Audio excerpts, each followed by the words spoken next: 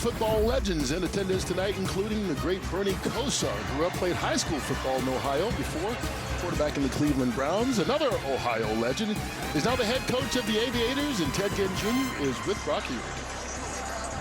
Well, Coach, you told us 22 years ago you played in this field in an all-state game. Did you imagine 22 years later you'd be a head coach? I didn't imagine, but I'm here. I'm happy. I'm blessed. You know, to be in a state that loves football, and now we got spring football. What was the final message to the fellas in the locker room? Let's be 1-0 today. That's it. We'll be 1-1. We can't lose at home. Appreciate it. Thanks, Ted. All right, Joe, what do you think is going through his head right now? I think he's just excited, you know, to get this underway, in particular here in Columbus. And on the other side, Shannon Harris, second season as the Defenders head coach. Remember, he was kind of thrown into the fire late, right before the season a year ago. Reggie Barlow left to Tennessee State, and there comes Shannon. He jumps in as head coach, and now he's in his second year as head coach and a defending champ. And defending coach of the year, as you said. So the Wind blew the first kickoff ever here for the Aviators off the tee. Reset it.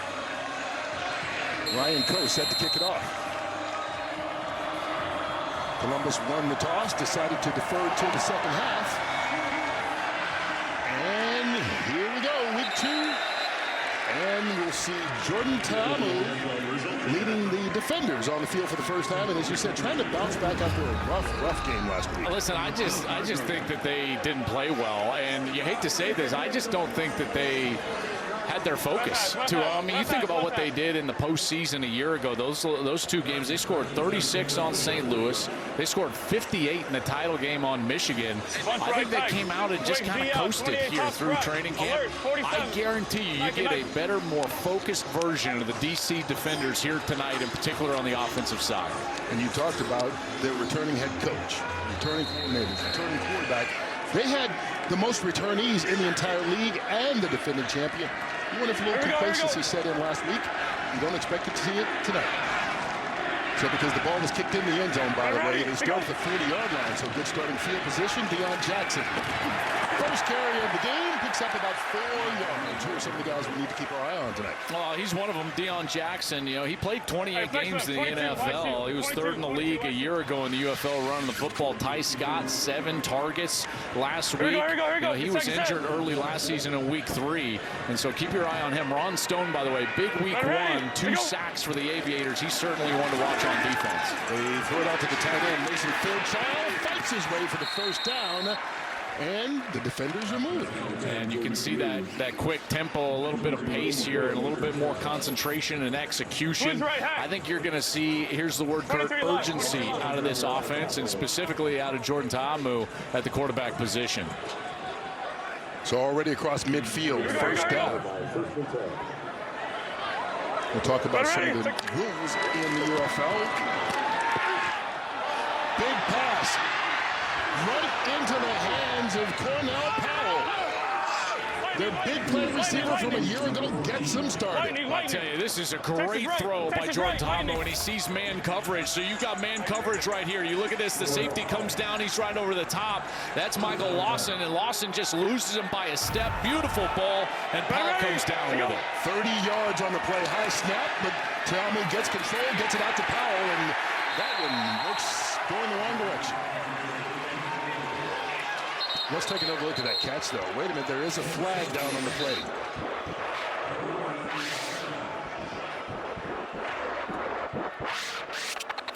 Hold on.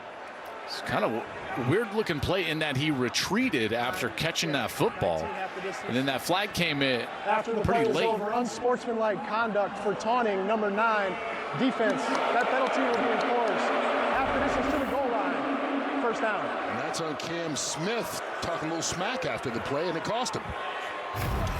Came up, contact right there, then pointed the finger right at Powell after he lost a few yards, and so a quality play finally for the Aviators on defense here on the first series, and then just immediately make a mistake.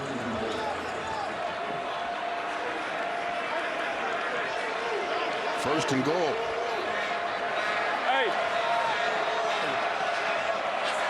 Ready to go. Ta'amu with time. runs out of time. And that was the problem last week. Ron Stone Jr., you mentioned him, 2 sacks to lead the league in League One, and he gets his first tonight. Well, they just had such a hard time. They gave up a number of sacks, 7 sacks a week ago, and here left tackle just loses Stone. Stone had a couple of sacks in their game against Orlando, and Harry gets him down to the ground. Beautiful job rushing, good energy right there. And Brock, they've got to figure out how to protect that passer.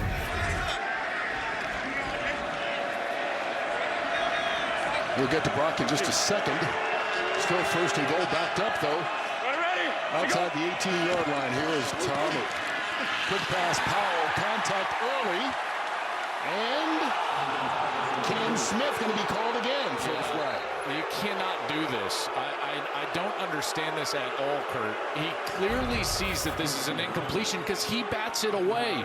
And then he just continues through the process of the tackle and throws him down. So he sees it's totally incomplete. And now it's like a WWE suplex over the top. You can't do that, especially after getting a taunting penalty on the first series. Brock, I don't know what else to say. You just got to be smarter than that. I think we're having some communication issues with Brock down on the field. We'll check in with him once we get it straightened out. But Cam Smith keeping this drive alive for the defenders. Well, they got the home crowd on their side. That's one thing. Ready to go.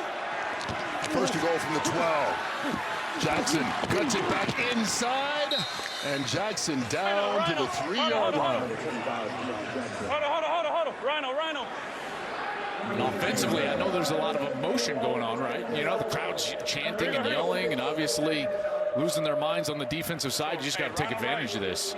You get these penalties, now you're down knocking on the doorstep. Got to put the ball in the end zone. This is something that DC struggled with a little bit. Red zone play in their Week 1 loss, and now they've just got to stick it in right here on this opening series. They move lineman Josiah Branch into the backfield. He lays a block. Jackson keeps fighting, getting the push, and they're going to call him down to the 1-yard line. Now, you might be thinking like, hey, can't they push him into the end zone? No, actually in the UFL, you can't assist, so it's a little different than the NFL, so you can't actually push them in from behind like these linemen are trying to do right there. That's going to be forward progress where the back earns towards forward progress. Then it was blown dead by the official, never got across the goal line, and we'll have another snap.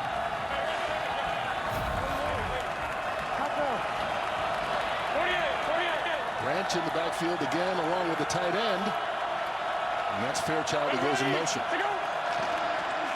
Jackson lowers his shoulder, gets into the end zone for the touchdown. Strong opening drive by DC. And taking advantage of those miscues on defense. That's exactly what you need to do. A couple of unsportsmanlikes on Cam Smith, number 9. And they're able to punch it into the end zone. That's a really good opening series, in particular after the frustration of Week 1 when they didn't play well offensively. You know that this was a huge point of emphasis. We talked about it already, and there was a serious sense of urgency right there out of this defender's offense to go down the field and punch it in the end zone. So Matt McCrane, the defending special teams player of the week, after that 60-yard, 4-point field goal last week, adds the extra point, and DC comes out of the gate. First possession, Powell with a big catch, putting him in great position, and a couple of bad penalties on defense helped them out. They lead it by a touchdown, but Columbus gets the ball for the first time when we come back. Map for the UFL, 5 teams that were existing before are still in existence. But there are 3 new markets as well, including where we are tonight, Columbus, but they're not alone. There are new franchises in Orlando and Louisville, and all the teams have brand new head coaches with exception of the DC Defenders.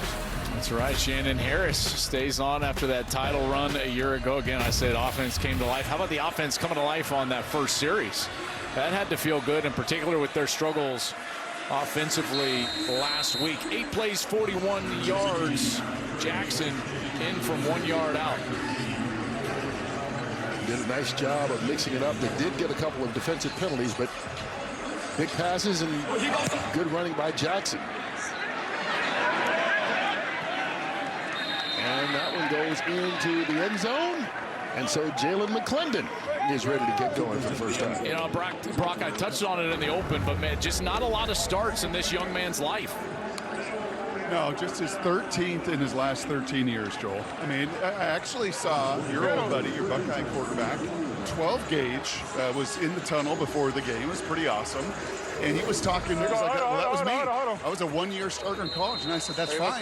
This was a one-game starter was Jalen McClendon. All of college. And then about, 11 starts over the last 6-7 years of pro ball.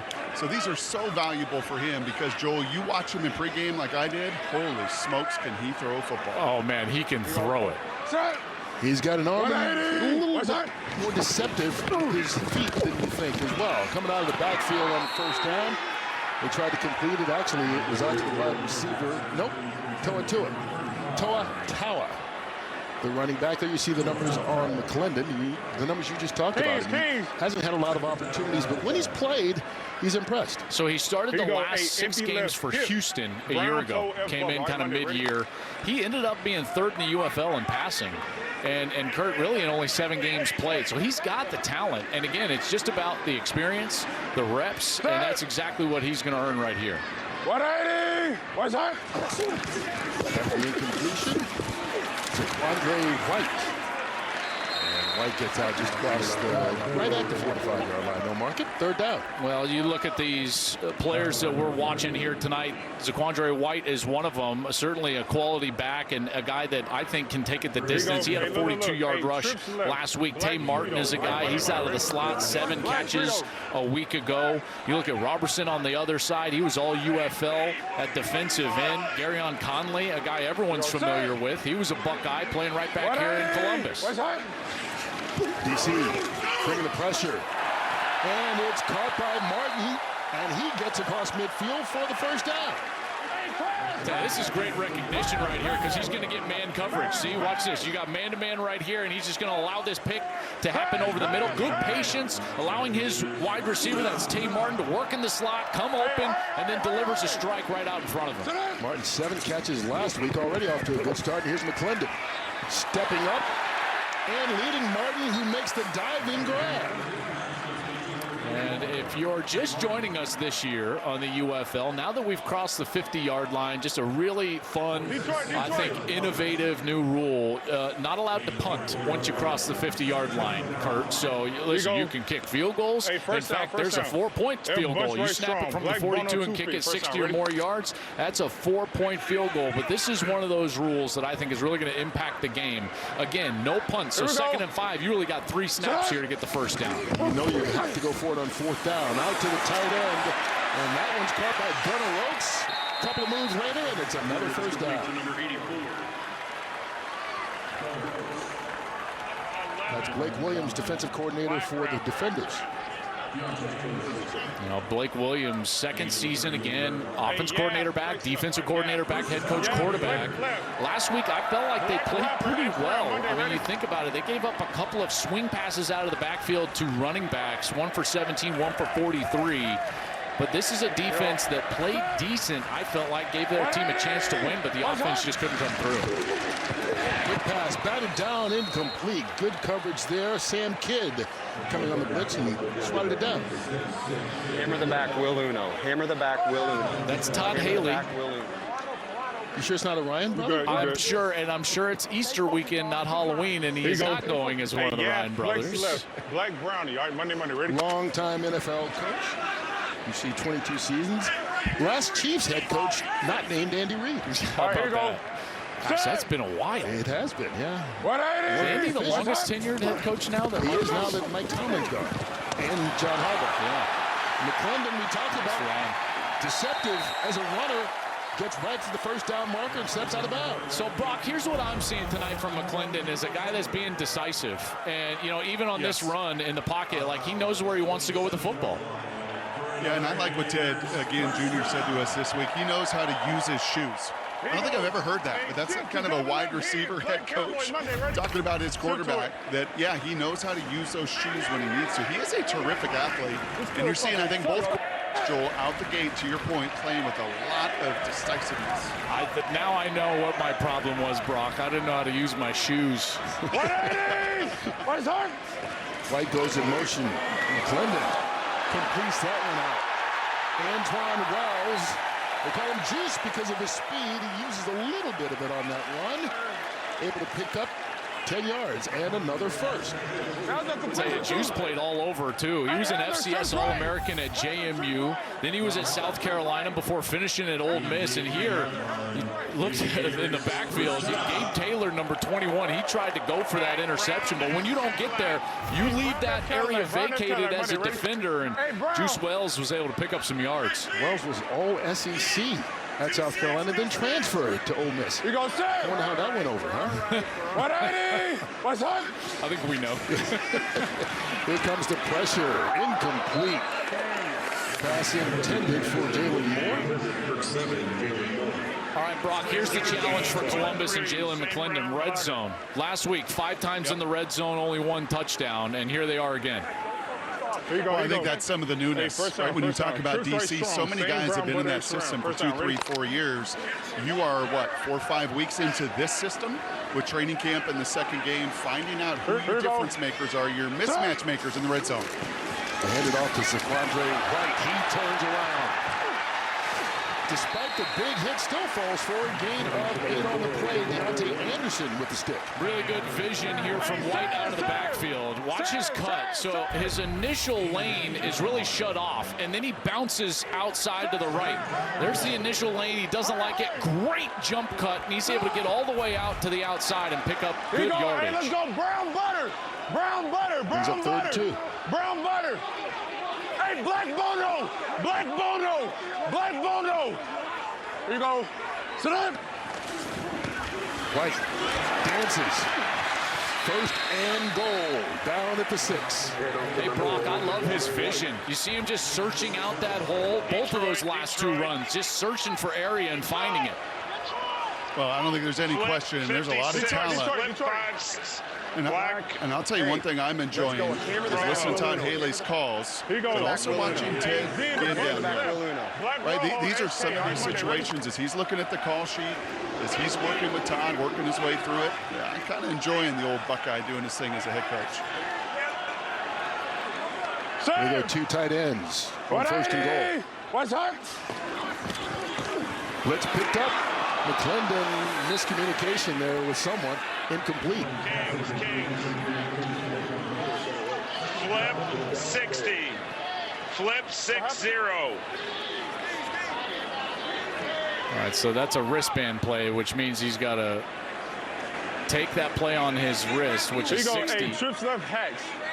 Black QB pencil, Ohio. All right, Monday, ready? And usually when you say flip, that's because it's written as right, trips right. So it's just flip it. Okay, trips left. And so you flip the formation for the play on the wristband. Here you go, sir. 180. What's up?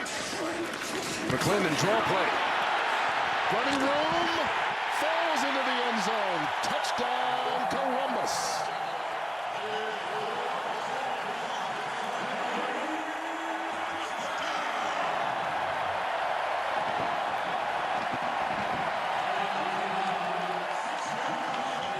What a great answer from this Aviators offense, and Jalen McClendon right down the field. A couple of nice decisions, and then a great job, Brock, using his shoes for that touchdown, wide open in the middle of the field. Joel, it's got to be the shoes. That's it. It's got to be the shoes. That was a really nice play call from Todd Haley, because that defense had widened out. The middle of that field was totally vacated before the snap, and they took advantage. Here's Ryan Coe to tie it up, and he puts the extra point through. So each team has had it one time. Each team has scored a touchdown. Jalen McClendon, they talked about his arm and his deceptive feet. Punches it in. Todd Haley happy. Why not? It's all even, 7 apiece. And they're only going here in the first game ever at home for the Columbus Aviators.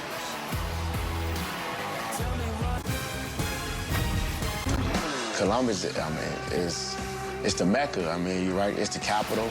Ohio is a hub for football. We have great football up there. You got the Ohio State there. It's just a great time that the Aviators can come in and have their own name, being able to bring the community out and getting the community involved. Well, Ted Ginn Jr. knows all about football in the state of Ohio. Big-time high school player, of course, played at Ohio State, the big number 7. And Brock, you're on the sideline there. You said you can feel the juice in the building tonight. Yeah, this is a great football state, and they know their ball here as well. And as I said, Ted is so engaged, which is awesome to see as a first-time head coach. Abram Smith with the return out across the 25-yard line. I can just tell you, I mean, no one's in Columbus in the fall other than Columbus natives than me. You know, me and Gus and Jenny, we're in there all the time, and they love their football. It's a tremendous environment here tonight. It's so good to be back in Columbus. I got to tell you, like, this is an environment that when I saw the revamped UFL, I immediately thought that is a great choice. Bringing these fans more football, they will show up for anything. They put 105 in the shoe to face Marshall. No disrespect to Marshall, but we all know the outcome of that game. Yeah. Right now. That's right. We're good. That's right. We're good. Ready? Go. Adding additional seats for the game tonight because the ticket sales over this week. There's Deion Jackson. His first carry after scoring the touchdown, and he picks up 14. Yeah, nice run there, and they clearly are doing a nice job trying to establish that line of scrimmage. And I think that's very smart because of the protection issues that they had in week 1, and then ultimately giving up a sack on that first. That's Fred Tice, offensive coordinator. They gave up 7 sacks week 1. Jordan Ta'amu, Kurt, was pressured on 12 of 25 dropbacks. Last year, this offensive line gave up 10 sacks total on the year. They gave us 7 in week 1, already in this on the first series they've given up a sack. So establishing the run is the best way to help out that O-line. Oh, that's Abram Smith, and that's run number 7 on 10 offensive plays. There's Ted Ginn Jr. And I will say one thing to keep in mind with that and with those numbers, this is a heavy RPO. So, Kurt, when you say 7 out of 10, even that little fade route he threw on the first drive, that was a run-pass option. So a lot on Jordan's plate to really handle with that run-pass mix. Ready to go. Good point. We're good. Ready to go. Aviators coming with the pressure. Abram Smith. As his shoulder keeps on fighting, going to be stopped just a yard short of the first down after that pickup. Well, and because of that, then what the defense tends to try to do, Brock, is play man coverage to try to take away those RPOs. And typically that leads to more throws than runs, but when you feel like you've got the angles, the leverage on the interior, a lot of times the quarterbacks will hand that football off as you have numbers as a run ratio here on 3rd and 1. Remember, on this side of the 50, they could still punt it here, so they are still in a position where if they don't get this, they could punt. This will be interesting to see what they do. Smith around the edge, gets it, and into Columbus territory. More importantly, it's a first down at the 38-yard line. 14 yards on that run by Smith. I tell you, this is an outstanding block here from the right guard. He's going to come around from his right guard position and watch this hook block right there. That's what springs everything, and now you've got the tight end leading. You got Smith around the edge. That is a beautiful job right there, mashing down that left side of the defensive line, coming around from the right guard spot and getting a big old hole on the outside. Smith takes a breather. Xavier Valladay in at tailback. Ready to go.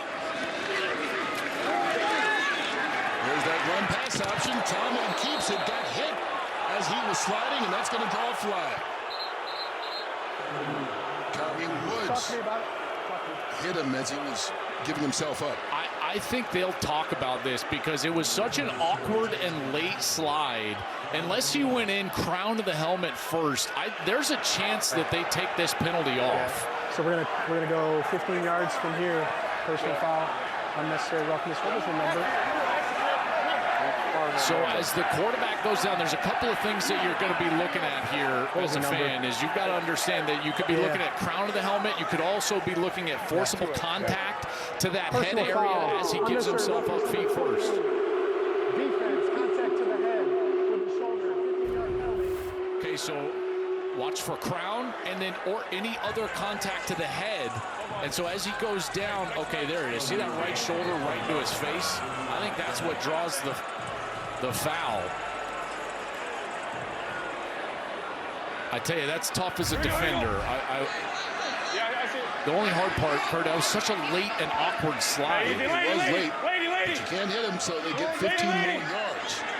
3 penalties by Columbus, 2 on defense, and 2 personal fouls. Excuse me, 3 on defense, and 2 of them personal fouls. Validate with the carry. Hey, 51. Get at least one more snap here in the first quarter. Let's go. Get set. Here we go. Get ready. Let's go. Tamu. Validate out of the backfield. Nowhere to go. He's bunched up. First guy there, Michael Lawson. And that should take us to the end of the first quarter. Man, what an entertaining first quarter, wasn't it? It was. Each team scoring a touchdown on their opening drive. DC with the ball for the second time, and we're rolling. First game ever at home for the Columbus Aviators. And they've given the crowd something to cheer about so far, and all of us something to be happy about. It's 7-7 after 1. And then 17 runs last night. I mean, that's great. And like, listen, you know, these teams will be good. I love the ABS. Oh, like I am the game changer. I am so in. I'm like, tap your helmet. I just want to see the challenge every pitch. It seems like a video game almost as that falls incomplete. Let's get back to football. Yeah, here. there we go. Well, this DC team, you know, again, drove right down the field. Now, they played well early last week, and they got 10 quick points in that game and then stalled out. Well, it looks like at least your possibility of scoring a quick 10 points this week. And we'll see how they're able to continue that play and urgency and detailed execution here the rest of this game. Yeah, they scored 10 points on their first 2 possessions last week. Nothing the rest of the game. They've got 10 points on the first 2 possessions tonight after the 35-yarder from McCrane. And they take the lead back. It's 10-7. Aviator fans. Oh, I like those outfits. Maybe that'll become a tradition there. During break, so we were just chatting during break, right? And I said, these coaches got all these fancy playlists. You got a set list up here that's like, you got decades of plays. So how do you pick your music for tonight? I pick whatever I think is going to work, man. Just like every coach out here, you know what I mean? I got my my list of songs I think are going to go over well. Every now and again, it doesn't, so you move on to the next play, you know what I mean? How many of these have you done? Halftime shows of a football game, a pro football game? Not too many halftime shows. I've been to a lot of ball games. Done the anthem at a bunch of games and stuff like that. But I think this will be my first halftime show. How cool is this environment here in Columbus tonight? Pretty awesome. This is awesome, man. This is a nice surprise. Well, you go after it tonight, and we will judge your set list. I mean, that's what we do as analysts. By all means. I was standing over there judging you the whole time. Right on, Kevin. Great to meet you. I think you're both being judged by the mascot in the background. Yeah, that's right. The new Brock. That's the new mascot, right? Do we know? Do we have a name yet? Yeah. Maverick. Maverick. Maverick. And it's a dog. And it's a dog. Yeah, and it's a dog. Love it. Right here.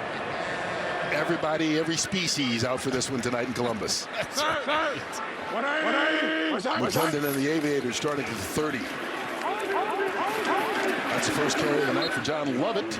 He's going to lose a couple yards on that play. Good tackle by Brandon Smith. Yeah, Brandon Smith is a good player. Played a lot at Penn State before going to Baylor for his last year. In fact, his linebacker mate Curtis Jacobs in there, they played together at Penn State. Brandon is an instinctive player, and you saw on that. He's 6'3", 244. He's rangy. He ran right through the line of scrimmage. Nice tackle for loss on first down. Loss of 4 on the play. Here you go. Set. 180. What's that? McClendon evades the tackle, gets it out to the tight end. Oaks gets it back to the original line of scrimmage.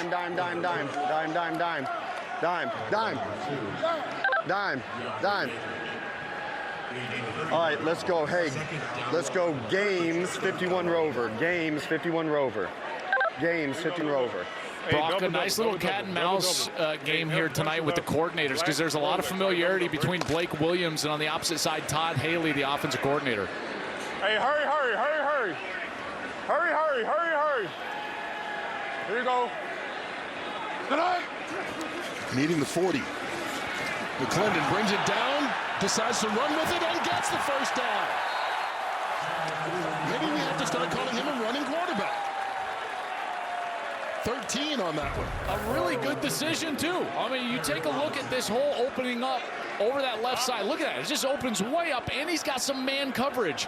And, Kurt, when you've got the ability, you got those shoes on Brock was talking about, you see man coverage, those backs of the defenders turn to you, you can take off as a quarterback. Shoot, even slow guys like me, we can gain a couple of yards. But McClendon certainly has the athleticism to go pick up the first down, and he did. Those shoes may have wings. He's the leading rusher in the game. 3 carries, 29 yards. Again, that touchdown.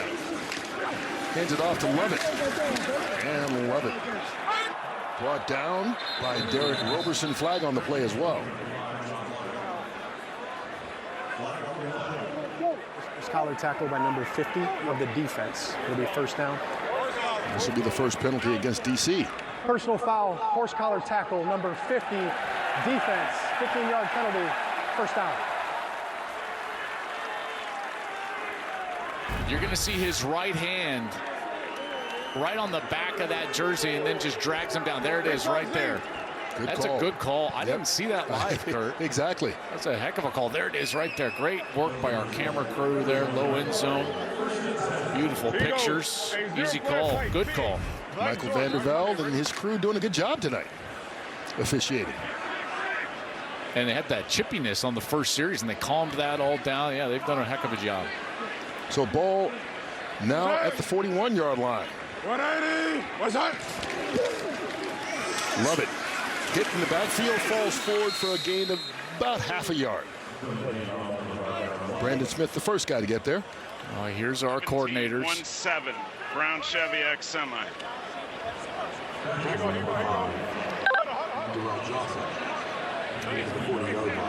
Swarm, 2 lurks, swarm, 2 lurks, swarm, 2 lurks.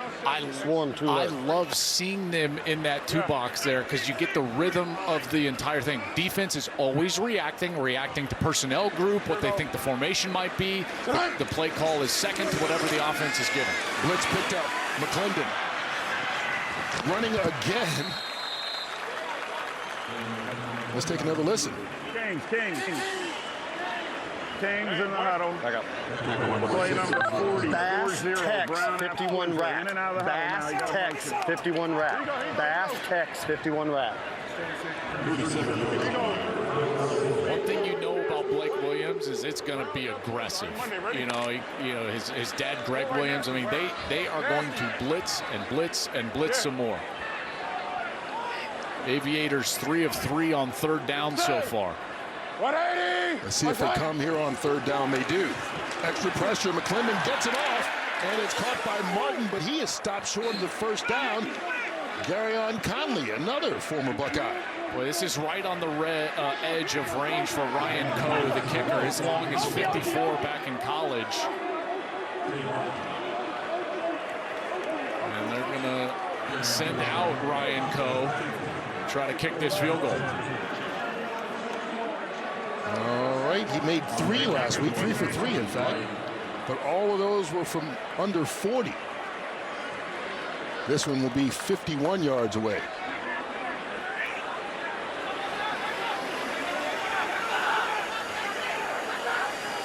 Snap is good. And it's drifting to the left. So no good on the field goal attempt. And the Aviators come up short. No points on this one. That's the first possession all night we've had that didn't end in a score. It's 10-7 here in the second quarter from Columbus.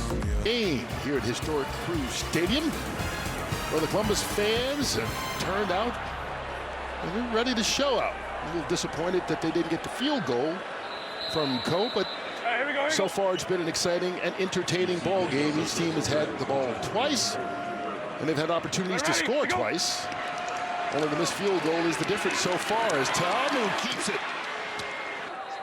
Good run after holding on to it on the RPO for 17. Yeah, this is just like a little speed. I would call it a stretch read. And as soon as those linebackers take off to his left, he sees that gaping hole right in front of him. And he's able to just take off right upfield and across the 50-yard line. It's a battle of running quarterbacks all of a sudden. Deion Jackson turns sideways and winds up picking up 4 or 5 extra yards by doing it that way. Brings up second down.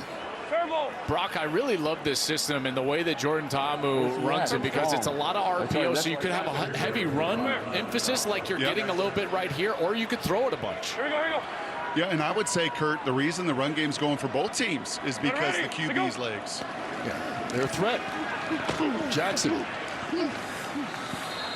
And I think if there's one thing we have seen... Sorry about that, Brock. Go ahead. Sorry, Kurt. You know, I think if there's one thing that the three of us have seen in all these years of calling spring ball together, it is that running quarterback threat. When you have an Alex Magoo, right? When you have somebody that just threatens that defense with their athleticism, it does tend to open everything else up. It really makes a difference. Led Ta'amu all the way to the championship last season. Adrian Martinez had that great year as an MVP, led Birmingham to a title. Ready to go. On 3rd and 1, Deion Jackson hitting the backfield, won't get it. Fred Tompkins, the first defender to get there for Columbus. And now a 4th down decision. Yeah, they have plenty of leg here. Shannon Harris has one of the better kickers in the league. But I think this is too tantalizing to go for it in this field position right here and this down and distance. Give him a read again. You know, RPO, ability, quarterback run it. You can run it with a back. No, they're going to go big here. You got multiple tight ends on the field. Lined up like this is going to be some sort of power. Valladay, the running back, they fake the handoff to him. And throw it over the middle of the field where it's caught by Cornell Powell, and good enough for the first. This is a tremendous read, Brock. Watch as Ta'amu gets on the edge. So he's going to get on the edge, and then you've got the slot player that just slowly finds that hole in the middle of the defense, and then he finds him. Yeah, and I think one of the things that Jordan loves about this system, and he said it to us this week, is familiarity. And he always feels like, Joel, to your point, he's got options. There's answers to every play call they run. Powell's 3rd catch of the game. Here's Valladay. Diving forward. Give him 6 yards on the run. You know what's interesting, Brock, is normally you don't see DC run the football at a single safety as much as they're doing right now. But Aviators are playing a single safety look, which means that they should have enough players in the run front to stop the run. And yet DC continues to run the football. And they're just in rhythm. I mean, something they were not for the majority of the last 3 quarters last week. Never in rhythm, and they are tonight. Ready to go. Valladay again. Waits for the block, gets around the edge, almost sprung it. He gets enough for the first down right before Michael Lawson dragged him after a 5-yard gain, but it moves the chains. What they're doing a nice job here is just finding a seam, and so you're going to collapse down on this right side and bring a puller around from the left side. Good job right there. They stack them up, and then the patience from Valladay, and he's able to just get to the outside. Good stiff arm right there, and they continue to run the football effectively. Here we go. Ready to go. Valladay going the other way, cuts it back. Just inside the 10-yard line, gain of 8. Brock, they're close to 100 yards on the ground already, this DC team. I mean, they have come out and had some real urgency up front. 28 play ball. Yeah, and again, this is hard to do in this league, especially early in the year. I think why we're saying during every break, like, man, this is great ball. They're playing great ball because they are running, and they look at Columbus has to take a timeout. They don't have an answer for this run game. Be reset to 25, please, and start on my ready. So while Columbus takes a timeout, we will as well. Jumbo packages, meaning they've got a 6th offensive lineman on the field. There you see Trey Wedig out there at tight end. Here again, Wedig out at left tight end. Pullers, they're just beating them up. They've got that 6th offensive lineman and a tight end, Kurt. This is a big, heavy formation that they're using, and they continue to use these gap schemes where they're blocking down on one side, using a puller to come get over the edge and gain the edge on the opposite side. They've just done a heck of a job up front. And for an offensive line that has struggled in pass protection, I got to credit Fred Keiss, the offensive coordinator, finding what they can do well, and then he is rested right in that pocket. And running the football is what they are doing extremely well tonight. 19th carry on 25 plays, and it's good enough for their second rushing touchdown. Valladay, 11 yards on the score, and DC extends the lead. Guys, look at Michael Maietti, the center. Get out here. He's the center, and he's going to pull around. A bunch of pullers all the time we got going around for DC. Here he pulls around, and then he leads right up there to the second level, and that's the block that springs Valladay for the touchdown. You got to credit Valladay for the patience and then the vision over there on the right side. But my goodness, I don't think we really understand how hard that is to be the center and pull around like that and get a crucial block at the second level. That was A+ stuff. Here's Matt McCrane trying to make it a 10-point lead. And he does. Columbus was offsides. They'll turn that down and take the extra point, one would think. Decline it? Yeah. Offside, number 9. Defense, penalty is declined. Extra point is good. Timeout on the field.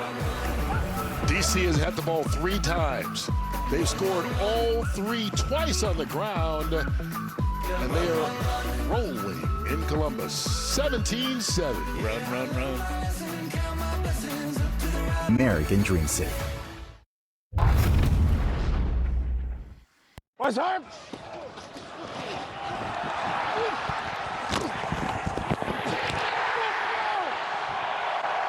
Who's right? Hey, yeah, hell yeah.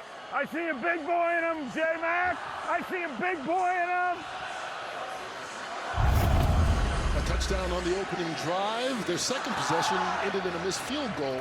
Columbus moving the ball well, but this is an important drive down by 10. It really is, and now you're starting to get close to that middle 8 that coaches always talk about. The last 4 minutes of the first half, the first 4 minutes of that second half, and this is a real crucial point in this game, a real crucial series here down 10. We'll see what kind of field position they have to start as Andre White slips a couple tackles, goes backwards on the play. And they'll whistle him down. And we'll see where they spot the ball as Jalen McClendon comes back on the field.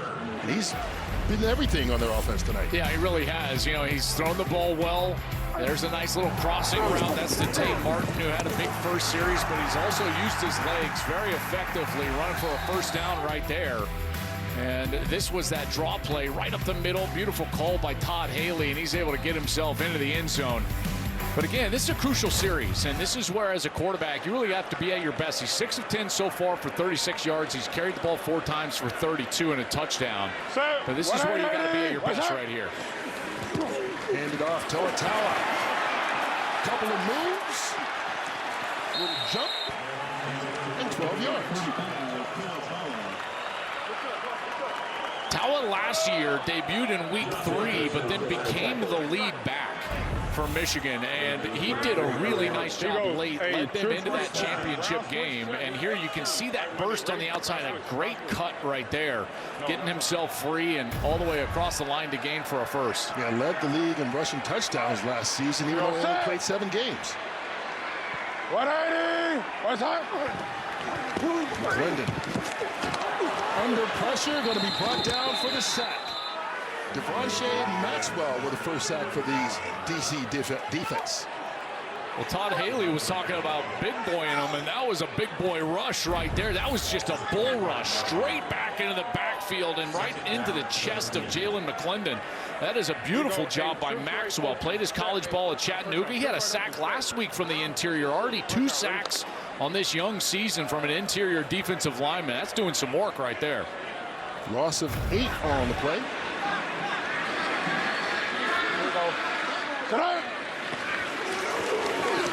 McClendon pulls it down. Really nowhere to go on that one. Line of scrimmage, maybe a half yard or so. Derek Roberson in on the tackle. Kings with J-Mo at X. Kings with J-Mo at X. Trips right, Yig, 52 all go block. Get Kinky out. Cage 53 Buzz. Cage 53 Buzz. Tell him Cage. Cage 53 Buzz. Yo!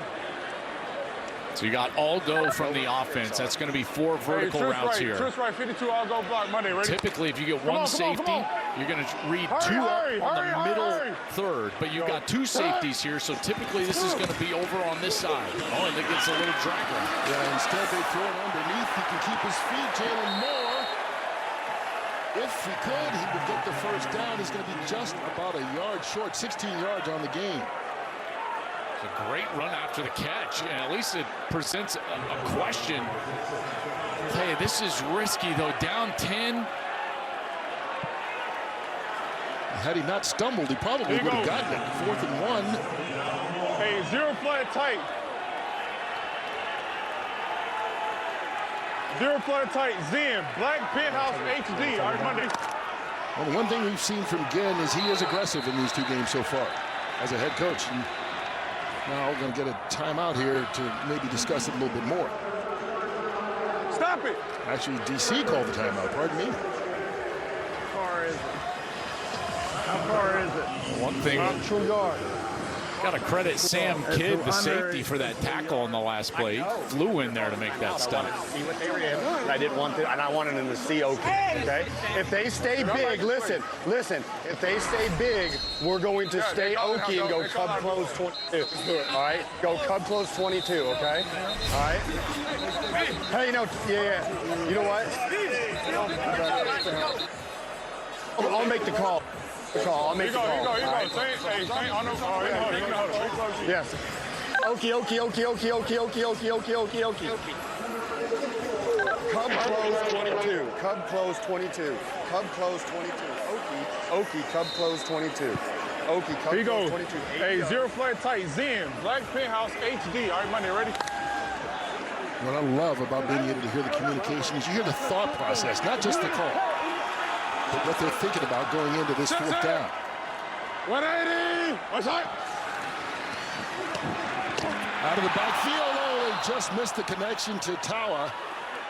An incompletion will mean a turnover on downs for Ted Ginn's team. And he had him. He was wide open. That's a first down right there. And as a quarterback, you gotta prepare. If you're gonna run that little rollout off of play action, you're gonna have somebody in your face. And so watch as McClendon comes out. He's gonna have someone right in his face right there, and you just gotta deliver the ball on the outside to your back so he can make the catch. It's almost a little jump pass right there, and it's just behind him. And how about Blake Williams? Fired up with a huge stop for DC. And now in the closing moments here, 2:23 in the second quarter, closing moments of this first half, DC has a chance to take a big lead. Here we go. Getting the ball at the Columbus 41. Ready? To go. Trying to add to the 10-point lead. Tamu with time. Jackson out of the backfield. Little swing pass along the sideline and a big chunk play on this first play. 29 yards on the gain. This is a really nice play design because you're going to isolate the back basically on a linebacker right here. So you got the back in the backfield and you're going to isolate him on the linebacker right here. You can see he goes right into the flat and then he just takes off on the wheel right down the sideline. Beautiful ball by Ta'amu. Good patience right there. Finally gets some time in the pocket and he's able to deliver a strike. I love that call coming right off of that 4th down stop. Get aggressive, a little creativity there with a wheel route. Brock Ta'amu, even though they're running it well, he's throwing it very well. Yeah, and you almost feel like, and you said this earlier, Joel, you and Kurt were talking about it. You almost feel like last week, it is the opener. There is no preseason games, and there was almost this, hey, you know, we're the defending champs, and we got everybody back. And maybe just a little bit of, I don't know, I don't want to say, you know, just taking it for granted. Yeah. But there's a lot of urgency tonight, big time. Well, they're playing like defending champions on this road game in Columbus. It's DC up by 10, knocking on the door, trying to get more before we get to halftime. Against Birmingham, and the weekend extends to Tuesday night, if you will. Tuesday night football as Austin Reed and Dallas host St. Louis in the battle of 1-0 teams. That's on FS1. All the games right there on your screen as both these teams in the battle to get their first win of the young season, and so far it has been a DC kind of night. Columbus has not played poorly, just a couple of missed opportunities. Ready? Say go. Tamu takes the high snap, hands it to Jackson, and just like that, they add more. Deion Jackson's second touchdown of the game.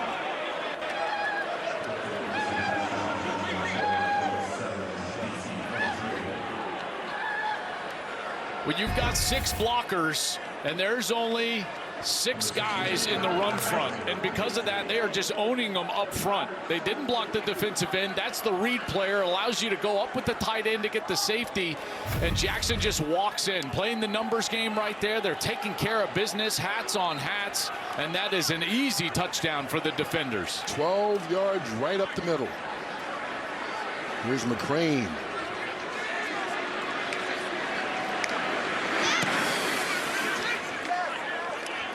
And the lead is now 17.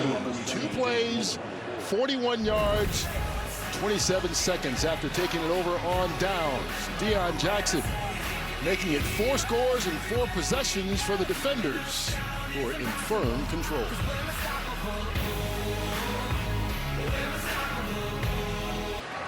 Hey, keep leaning on, keep chopping wood. That's what it's about. Hey, that's how you chop wood. That's how you chop wood. Hey, this is DC football. This is DC football. This is DC football. Well, head coach Shannon Harris told us this week that he needed to stay with the run game longer. I didn't know he meant right out of the gate. And I tell you, they've been absolutely dominant up front. Look at what they did offensively in the whole game a week ago in their week 1 loss. 10 points, not even 200 yards. They're almost to that 200-yard mark here in the first half. 183 total, 113 on the ground. Oh, hit. Saquandre Nice laid out by Eric Ezukamanga.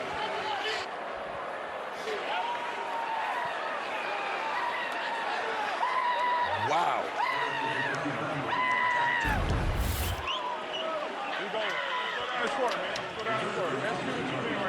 Kurt, I need to catch my breath. So does White. Oh my gosh. What a hit. Played him out at the 22. Oh my gosh. Under 2 minutes to go. Columbus trying to get something going after scoring a touchdown on their opening possession and not getting anything to go since. 7-yard gain on the pass to Kiki Chisholm.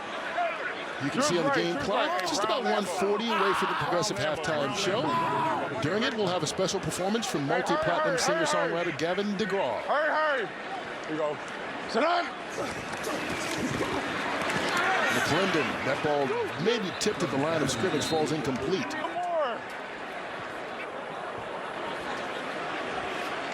Say now the defense is fueling off of that offense. That was Darrell Johnson, number 5, the defensive end, got his hand up on that football. Swarm 52 bandit. Hey, yeah, flex right. Brown, why not? All right, Monday, ready? Monday. Well, I'll say this too, Joel and Kurt. I don't think I've seen a hit in 5 years of spring ball that absolutely lit up the entire sideline here for the defenders like that hit did on the kick. 180. They're going to be feeling good. Defense, special teams, offense, everything working right now as McClendon had to get rid of that ball. People at his feet. And I mean, this is not the old full field kickoff. You know, this is like he got barely a start. Oh my gosh. He just absolutely crushed him. It's amazing. White popped right up after that. I know. And that's a receiver. Right. I mean, Eric is a receiver, which is, again, I think why this sidelines absolutely exploded. Every man, offense, defense, coaching staff, special teams with that collision. First punt of the night for either team. Brad Robbins on. Former 6th-round pick of the Bengals.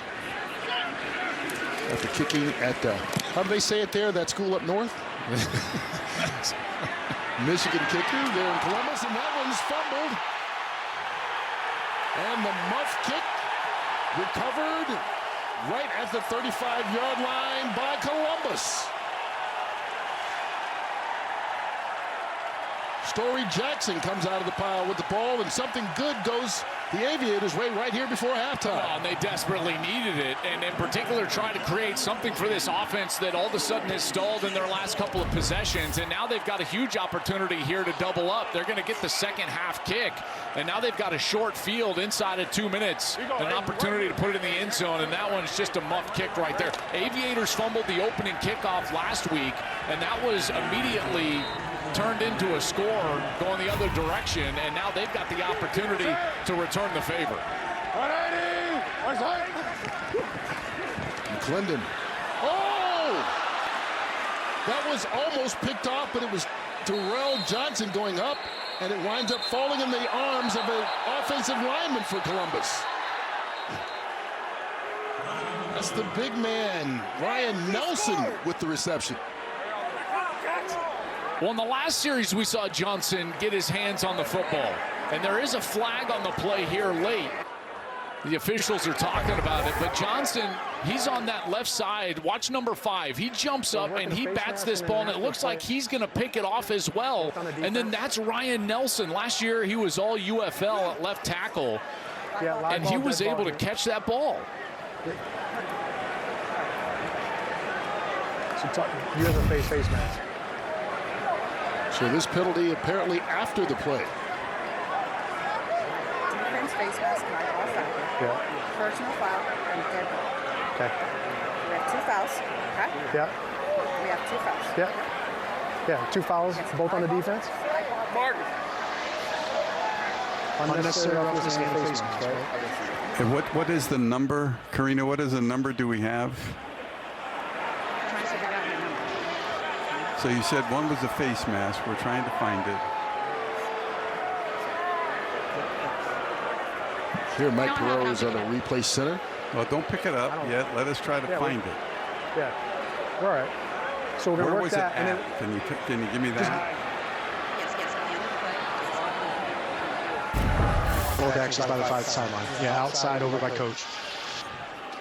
So that's the personal foul after the play. That drew that flag. TV replay just showed the dead ball foul, Mike. TV replay. Let's take a look at the TV replay. So we just saw the dead ball foul, which was the personal foul. Number 23. Afterwards. The question is, where's the face swap, mask? Maybe not. So 23 defense and 23 there. Okay, and let me see and something happened before. Who'd you call 23 in the face mask too? Yeah. Then can we see it all? Yes, 23 is in there. Just let me confirm. Yeah. Taking a second to sort this out. Good. This we have to find. Yeah. Okay.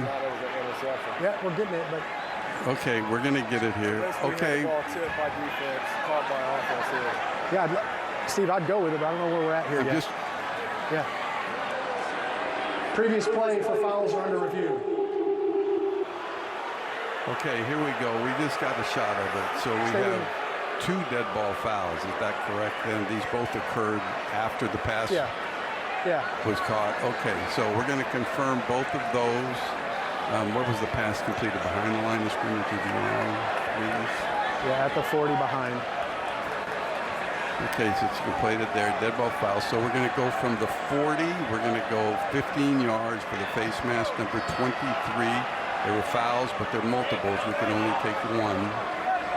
So we will go from the 40 to the 25. It'll be a first down. And both are on 23. Hey, And both are on Mike. 23, but Mike, the previous spot was the There are 2 35. fouls This on is the a play. foul behind the Personal line. foul. It should Face go back to the mask, previous. number 23. Defense. They're both dead ball fouls? That penalty is declined. Okay, After okay, the play, thank you. personal foul, unnecessary roughness, number 23 defense. That penalty is enforced. 15 yards. It's first down. So Curtis Jacobs commits double jeopardy here. There's the face mask that got it started. So And that leads to the pushing and shoving. that's right. He's pulling on the face mask, and then so there's already a flag out for a face mask, and then the shove. So then there's the second foul, both dead ball.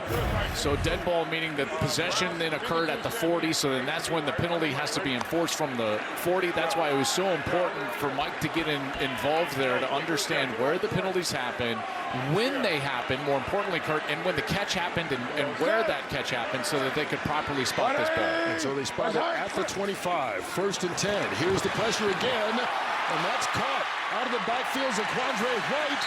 And a flag on the play as well. This one's in the backfield. McClendon got hit real hard after he threw this. No, we good. We good. Stop. Pretty sure this is going to be roughing the passer. Remember, I think he was on time with the hit, but you can't lift a quarterback up and drive him into the ground. We'll see if that's what happened right here with Robertson. Oh, yeah. You see how he goes full body weight on him? So that's going to draw the penalty right there. You can't lift your whole body weight and land on the quarterback like that. 50. Defense. Half the distance to the goal. First down. And that's on Roberson. So back-to-back defensive penalties after the muffed kick. Well, how about just the implosion? DC's got all the momentum. They're getting that punt. And from the muffed punt, now we've got all these penalties here. We've got 2 dead ball penalties. Now we've got a roughing the passer here. 30 yards of penalties. And it's first and goal just outside the 5. And Columbus calls a timeout, knowing how important this is, because you mentioned not only are they trying to get points now, they get the ball to start the second half, so they can close this gap quickly. That's right. A touchdown here and a touchdown to start the third quarter, and you're talking about a 24-21 game, in a game that felt like it was downhill in one direction. For DC, all the momentum that way after the big hit, they get the defensive stop, the offense is running the football. Right now. No touchdown. Let's go. Come get some bits on 3. 1, 2, 3. It's it. Where? Parkway, sir? Okay. All right, here you go. Hey, last time they were down here, the Aviators went with that quarterback draw. Yeah. There's the discussion with the official, Robertson on the outside. But again, Kurt, like I said, you can't go full body weight like that on a quarterback. That's always going to be called. In any league, you can't. That's right. And as you said, the momentum has swung. Can Columbus take advantage of it? Shut up! White makes a move, bounces it outside, through the air and into the end zone for the touchdown.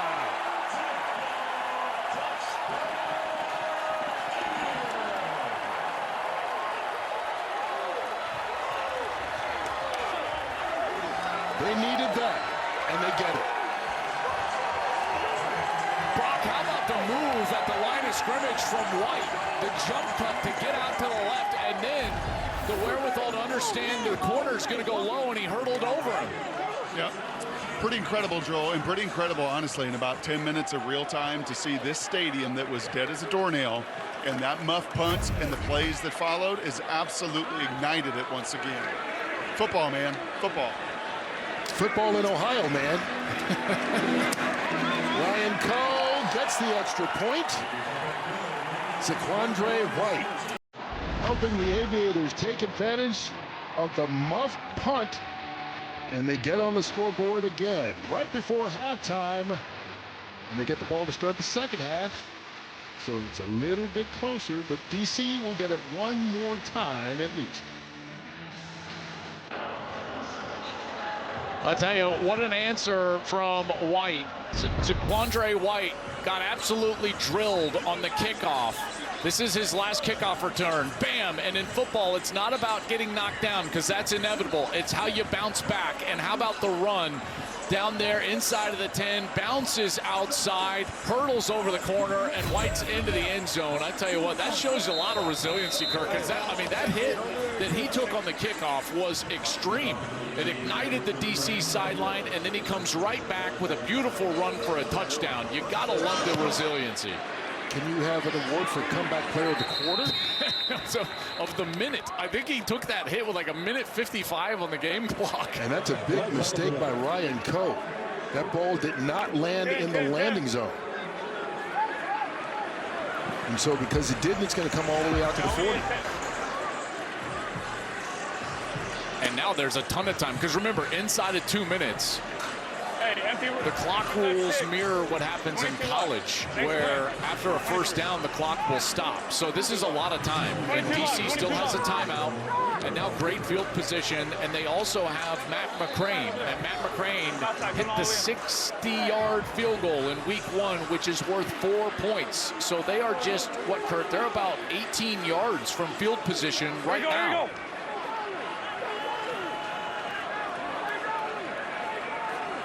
So here we go on first down from the 40. High snap. Tommy gets it under control and is picked off. Interception by Michael Lawson. And momentum continues to befriend the Aviators. This is wild. I tell you, I have never seen a game turn this fast. It's going all DC's way, then the high snap right here. So the high snap throws everything off. Watch this snap.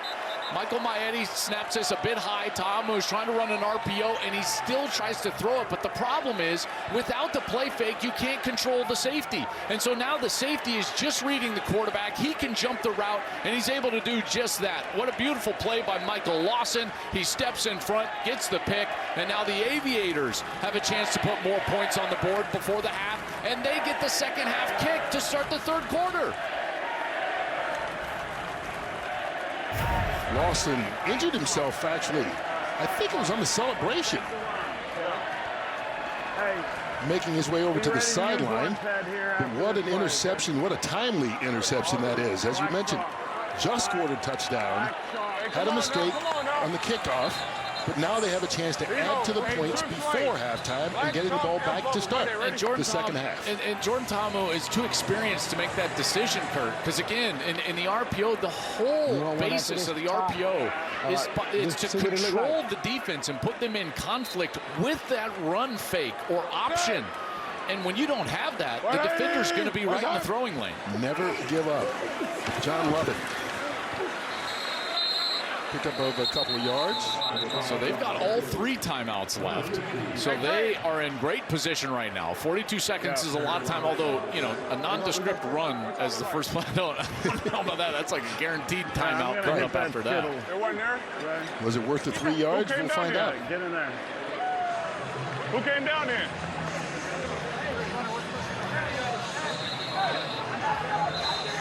J-Mac. We're on the left half. 43, yeah. So let's go. Get back, but if you got to play. Tell me I don't have my glass on. 43. Here you go. Hey, look. Hey, bunch them open. All right, there we go. Read it for me. Oh, now he puts his glasses on. I was like, where were they? Did you have them in your pocket? Brock, I've been around football I love the my whole open life. mics. I've never heard that before in my life. Oh, man. Set. We'll see what the call is here on second down. McClendon going deep. And that one's picked off. Trying to go to John Lovett. Sam Kidd all over him and gets the interception.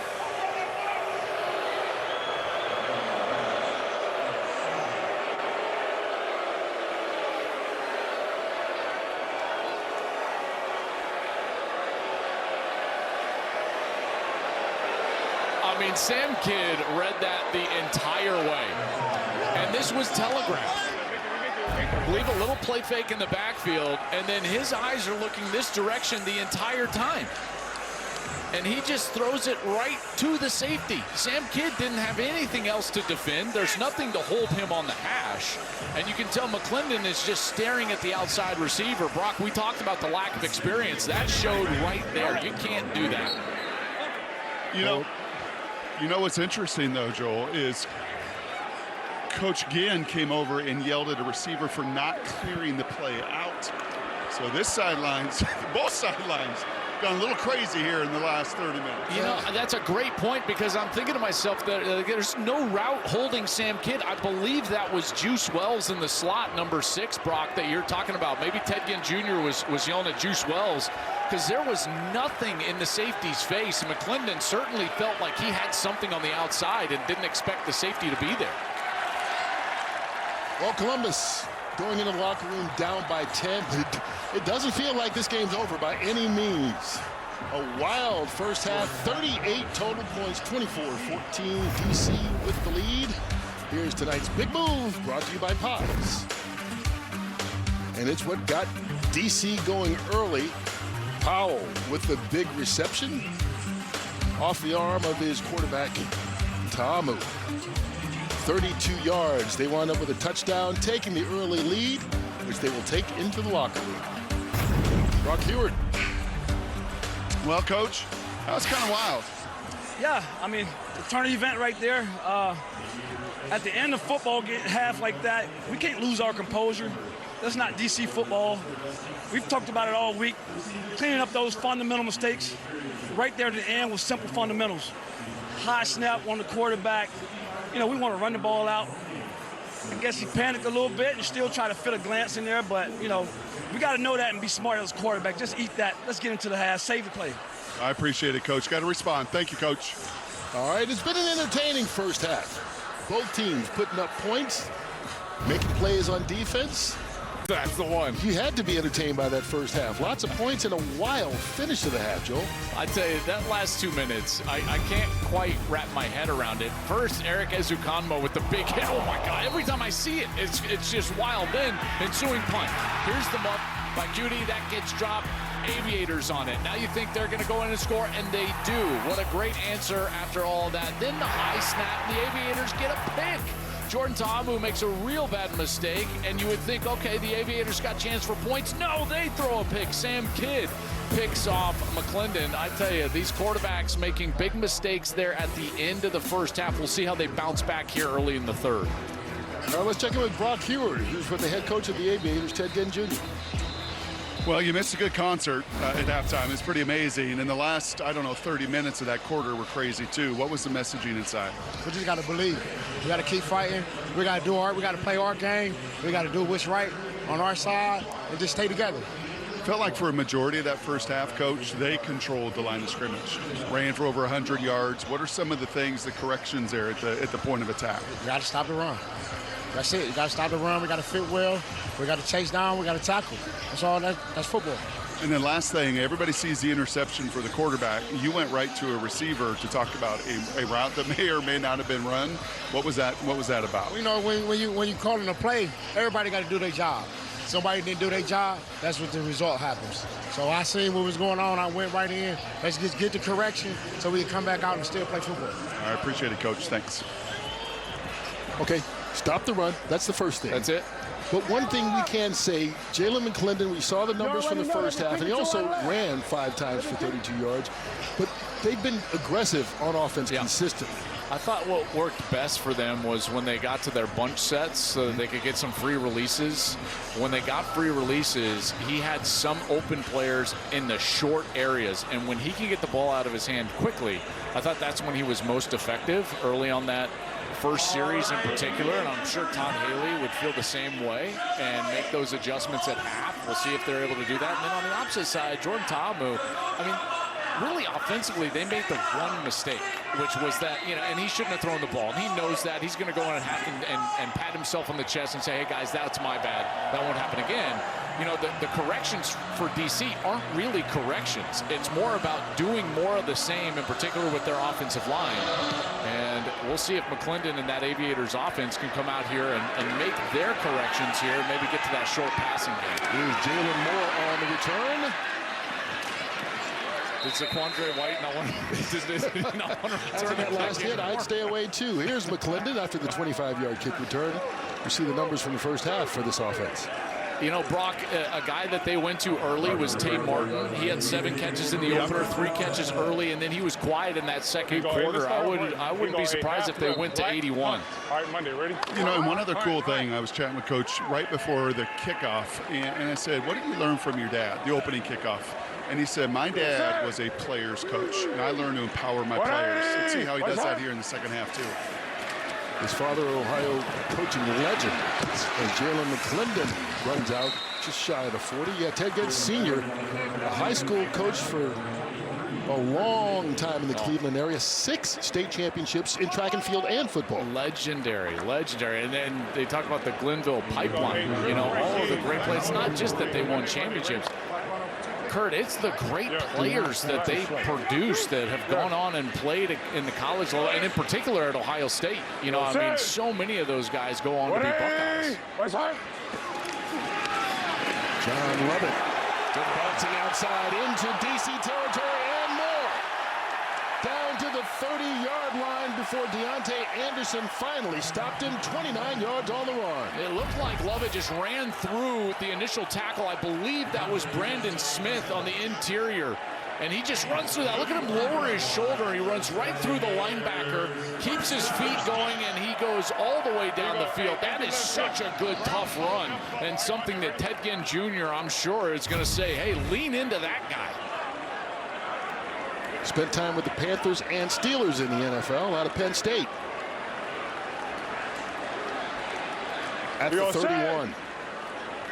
180. What's that? Love it again. Short a game this time, give him 3. This is such an important series, Brock. You're 2 possessions down right now. And to cut it to the 1 possession, it's just it's in a football player's mind, it's just a big deal, Brock, don't you think? Yep.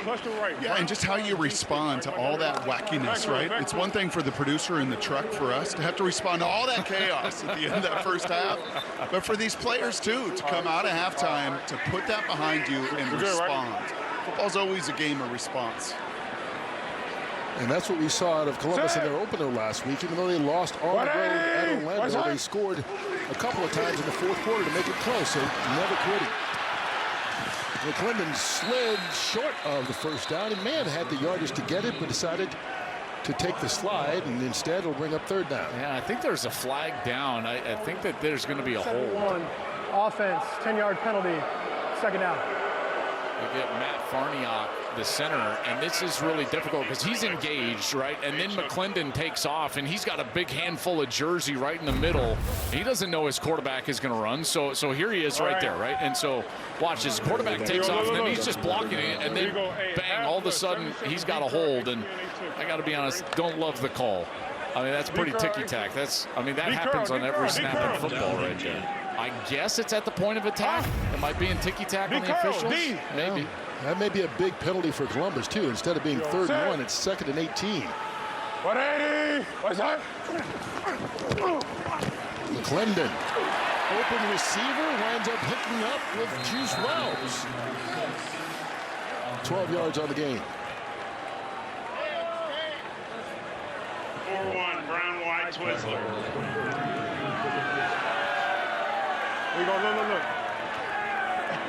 Here you go, hey, look. Churro right, Brown, White, Twizzler. All right, Monday, ready? Did we get a churro and a Twizzler in there? We had brown butter earlier. We had brown butter. This is like I think it's like the Texas State Fair just erupted in Columbus. Here's fried Oreos. That's all you're missing. Hey, you inside. 180. What's that? On 3rd and 6, McClendon thought about running and got hit. Ball came out. Come on, And it's recovered by DC. No whistle yet. Gardner had returned it. He fumbled on the tackle. Let's see how they officiate this. Tay Martin was the one who recovered it for Columbus. Did Gardner get touched when he was down? They never blew the whistle. They never blew the whistle, and so now they'll have to go back. It was a fumble by the offense, recovered by the defense, and then subsequently fumbled by the defense, again recovered by the offense. 1st down. Oh my gosh. Columbus. This game cannot be wackier right now. So now we'll have to just see, like, was Gardner touched on the ground? So watch 6. So 6 does a great job. That's Gardner. And he strips it out and gets the recovery. Okay, not touched. And then he gets up. Did 75 touch him? That Ryan Nelson when his left knee was on the ground? Well, now he's celebrating. Now it's Leon Lett.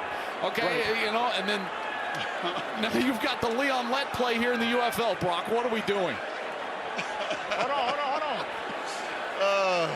What we're doing? This is the opener for the Aviators. That's what we're doing. Oh my goodness! Did he get? I don't think he got touched. This is wild. He covers the ball. Snap if we keep this.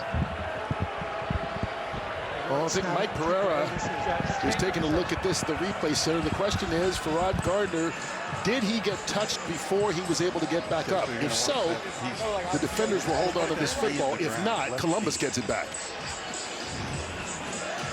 Why am I blanking on the Bills receiver? Don Beebe. Don Beebe. Juice Wells doing his best Don Beebe right now.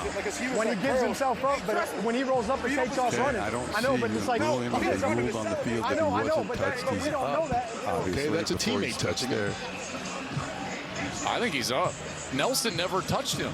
Nelson touched him. He was back on his feet. Yeah, his knee was off the ground. I totally agree, Kurt.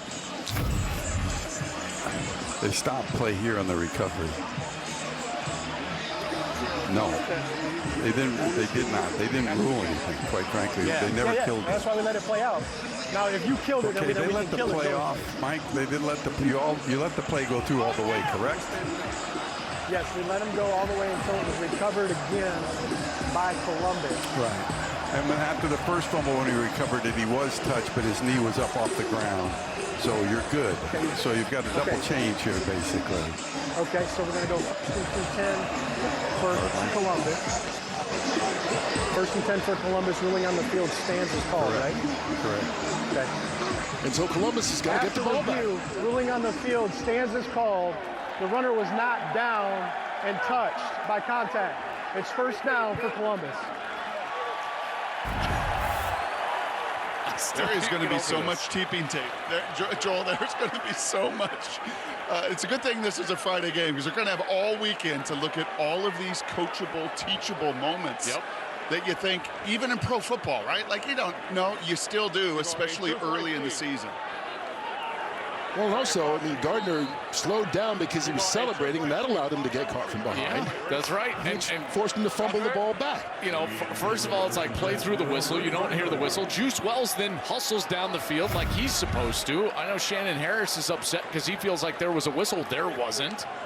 No, they never blew the whistle until after the second fumble. So from the 34, high pass from Lovett. He's going to be dropped for a loss right away. Brandon Smith sniffed that one out, loss of 6.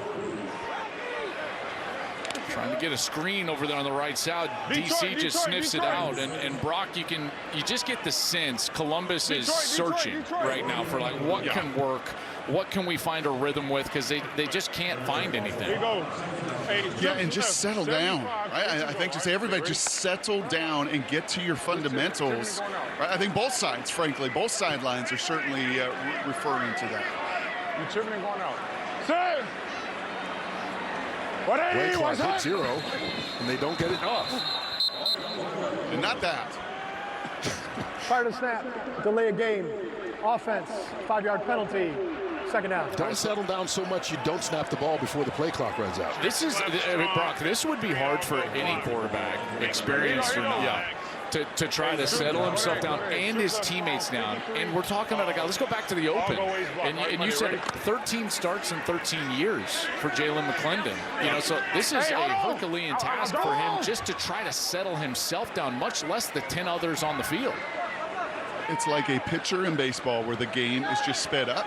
And I think this game is just so sped up in so many ways. McClendon. And he gets it out. Pass caught right to the 24-yard line. We'll bring up 3rd down. All right, so you both play quarterback. What do you do to settle down? Well, typically you go back to concepts that you really know and love and that you're most comfortable with. Because just a play call, you know, a formation, something basic like day one installation stuff. Hey, run a curl flat. You know, you've run curl flat since junior high. It doesn't, but the more intricate and exotic you get with your play calls, the more uncomfortable you're going to be as a quarterback. There's Cardell Jones. He looks comfortable on his phone over there, 12 gauge. 3rd and 20, McClendon. Under pressure, ball stripped again. Columbus going to recover, but it's going to be 4th down and a mile, so that's easy to decide what to do. Cole Cabral, the center, winds up recovering. Well, and this defensive line is getting after it up front. You know, we've seen them in the backfield several times, and McClendon has had a bit of a quick trigger, and here he just gets it knocked out by his own guy. Nelson right there. Nelson seems to be at the center of everything, right? Yes. Good and bad. Yeah. He caught a pass earlier in the game. That's exactly right. You know, normally, you know, you ask an offensive lineman how his day went, it's like he either gave up a sack and had a false start or not. You know, that's it. And Nelson's going to be like, well, caught a pass, was involved on a weird play. And this is a short punt by Robbins. Kiki Cootie gets it out just across midfield. DC will take it over without the ability to punt, by the way. So that makes it interesting from here.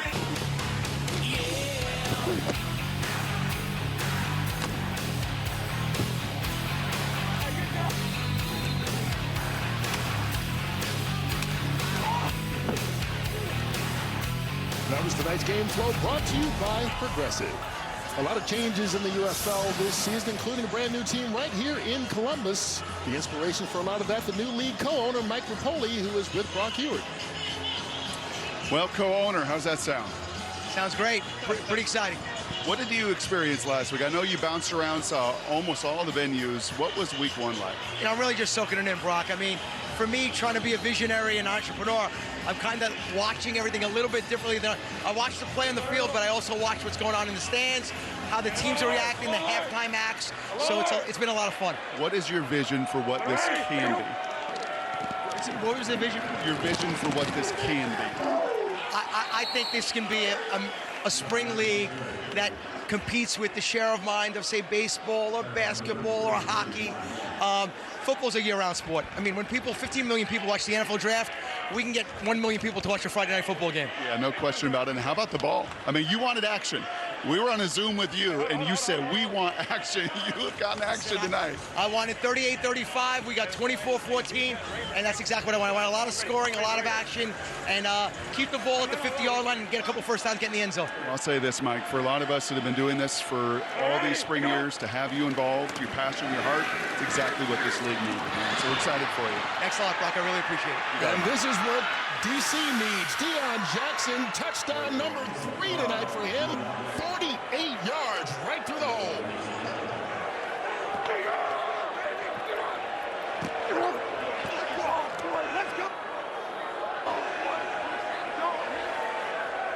They have used this exact same action, Kurt, for 3 different big plays today. It's this jet action where there's a bit of a fake to the wide receiver going across, and at least it takes the vision of the defense that direction. We've seen them hit the wheel route. We see Ta'amu run a quarterback power, and here straight ahead with the back. And this is just wide open.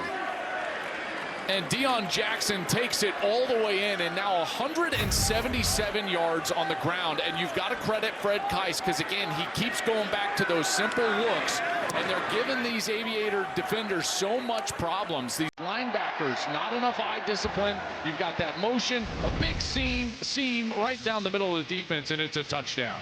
101 yards and 3 scores, and he's only touched the ball once in the second half.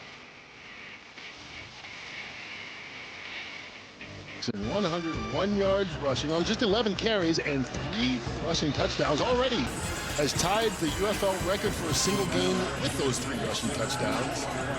And he's still got plenty of time left to go in this one. Right now, DC in firm control up 31-14. Columbus just trying to get something going here on offense. Remember, Columbus scored in their first possession of the game. And this one will bounce through the landing zone into the end zone. Will come out to the 20. We will go down to Brock, who's with Jackson. Well, Action Jackson, 11, 101, and 3 touchdowns. Hey, man, give credit to my O-line. Give credit to Coach Keiss. He calling a hell of a game today. You know, I'm just going out there and execute what we practiced all week. You said Mom's right over there. What you don't know is Mom's also watching a record holder. 3 rushing touchdowns in a single game, a UFL already record. We got one more? Tied it. Hey, we'll see, man. We'll see what I got. You know, my boys up front, they're protecting me well. You know, my guys coming in, they running well, too, so they keeping the running game going strong. You know, we just coming out here to execute, that's all. I appreciate it. Thanks, Neil. That's 4 rushing touchdowns in less than 7 quarters on the season for Jackson. Ball is out after another big hit. Juice Wells caught it. Joe Wallace popped it. And the defenders recover. And they are flying around.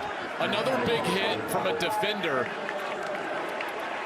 This one, he's just trying to spin back to the middle.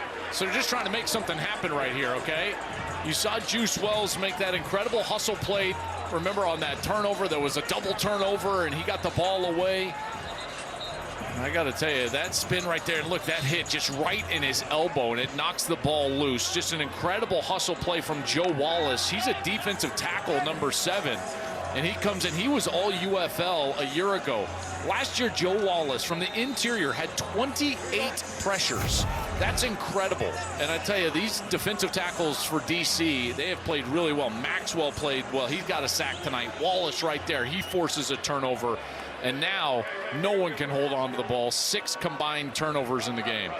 And all of it has really come in this little stretch since right about the 2-minute warning. And so DC gets the ball back. Looking to add to the lead. Ta'amu keeps it. Slides after picking up a yard.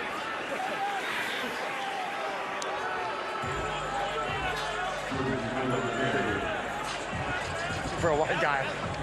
I was.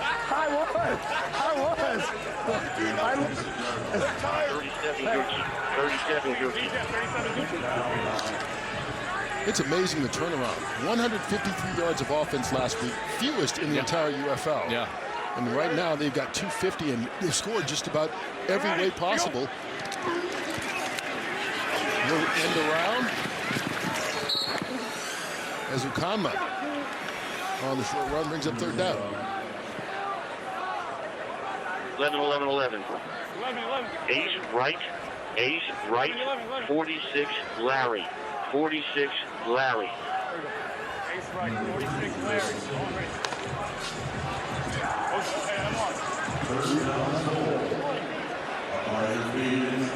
The defense gave him an opportunity with a short field. Let's see if they can cash in on it. Ready? To go. Ta'amu thrown underneath to the tight end. Briley Moore with blockers in front. Moore into the end zone. Another big chunk touchdown. 21 yards on that one. And the first passing touchdown of the night for the defenders. Well, when you can run the football, you can do anything that you want. And this is exactly where DC finds themselves. And Fred Kais just continues to use these same formations and run calls to influence the defense. Watch the defense flow towards the run. So you're going to get the run play going this way. And now you're going to get just a little screen over here on the left side. And nobody is there. Nobody. I mean, Briley Moore's looking around like, is there someone I need to run? He almost stopped because there was no one around him. But again, it's the influence of that dominant run game that is allowing them to have success everywhere else. McCrane adds to it. DC has touched the ball twice here in the second half, and they've scored on both of them. In fact, 8 possessions on the game for DC. 5 touchdowns. The defense helping out on that one as the offense cashes in, and the lead is up to 38-14.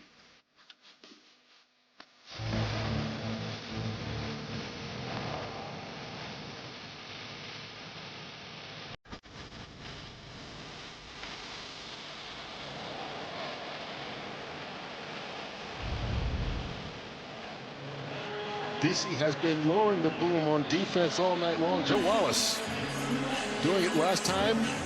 3 turnovers in the last 4 possessions by Columbus because of those big hits. You just got the sense, we talked about it in the open, that this DC team would come out here and play with just a renewed sense of vigor, and they certainly have. And they've played efficient on offense. They've run the ball incredibly well. That one didn't reach the landing zone. Short, so it'll come out to the 40. Kickers, man. Telling you what. Hey, he set the record last week. Or first 4 I mean, when they're good, I love them. But when they're bad, it's like, yikes. All right, these were the odds to win the championship to start the season. Birmingham was the favorite, and the defending champion, DC, was second. Now, coming into week 2, it's Birmingham and Dallas tied for the top spot after that stellar performance by Austin Reed and the Renegades last week. So we did the Birmingham game. We saw Dallas last week. Now we've seen DC. And I like what AJ's doing with Birmingham. Dallas and DC have the highest ceiling, I think. They seem to have separated themselves already here early in the season. Tawa, a little stiff arm. Gets some extra yardage, 12 yards on the run. I think Toa Tawa is the back that they're going to need to feature moving forward. And John Lovett can spell him in there if you need some speed as well. You know, Zaquandre White has done a nice job as well. But Tawa, there's just some physicality the way he runs. Look at him finish that run. You see him behind his pads. And Kurt, when you're struggling on offense, you need that tone setter, and that's exactly what he's able to do. We mentioned 6 rushing touchdowns in 7 games last year to lead the UFL. He's only 5'8", listed at 225 pounds, but we talked about just a physical runner, and he also has the ability to make guys miss. Brown Thunder. Here you go. The pitch to Tower. Look at that. Right through the hole. Echo Boydo with the stop, but only after Tower gained 10. And Brock, how about the rhythm on this series? Just getting in there and running the rock. Yeah, Kurt asked us earlier as quarterbacks, how do you slow the game down when it's been sped up? This is how you do it. It's exactly actually what Kurt Signetti said, I think, yesterday about his new quarterback from TCU. Yeah, Josh Hoover. You know, he said, I'm introducing him as two best friends, a run game and a defense. And a run game certainly helps. McClendon to the air, tipped away. Good defense made by Azizi Hearn on the play. So they try to go back to the air after running the ball successfully, and McClendon is trying to get this ball right over here. There's kind of a hole shot in that area of the field, and it's a good play by the corner. It really is. And that's Hearn, played his college ball at UCLA, and he just is in the flat, and then he dips back. No one's there to control him up near the line of scrimmage, and he just sinks right underneath that route. 180. What's that? To the air again, hit from behind as he tried to complete that out to Tower. So, Brock, this is what's hard, right? Is like you want to bring your quarterback along, but they ran the football down to this point, and then on first and second down, you throw two passes, and now it's 3rd and 10. And now you're behind schedule, and now you're playing into the teeth of this defense. And I was just chatting with Blake Williams, D coordinator, during that last break, and said, my gosh, the ball is out an awful lot. And he just said speed. And this is the fastest group that he's had in DC. He's had good defenses. They won a title with it. But the amount of speed collectively on this defense is the best they've had. Here we go on 3rd and 10. McClendon. There's Tay Martin, good enough for the first down. You mentioned earlier they hadn't gone to him since early in the game. They do and pick up 13. He's so effective from the slot, and he's got that suddenness that you want out of a player there. He finds some space, gets separation, and then McClendon's able to find him for an easy completion and a really good conversion. That should settle down McClendon a little bit, finding his most reliable receiver thus far this season. Again, 7 catches in week 1, and Tay Martin's got, what has he got, 4 now on today's ball game for 29 yards. Zach to it. Never mind. We're good. We go, Sam. 180. What's that? Gets him inside the 20 on first down. That one out to Tower again out of the backfield. Down to the 13-yard line before Macklin Ayers makes the stop. Gain of 6. Trip right. Heather.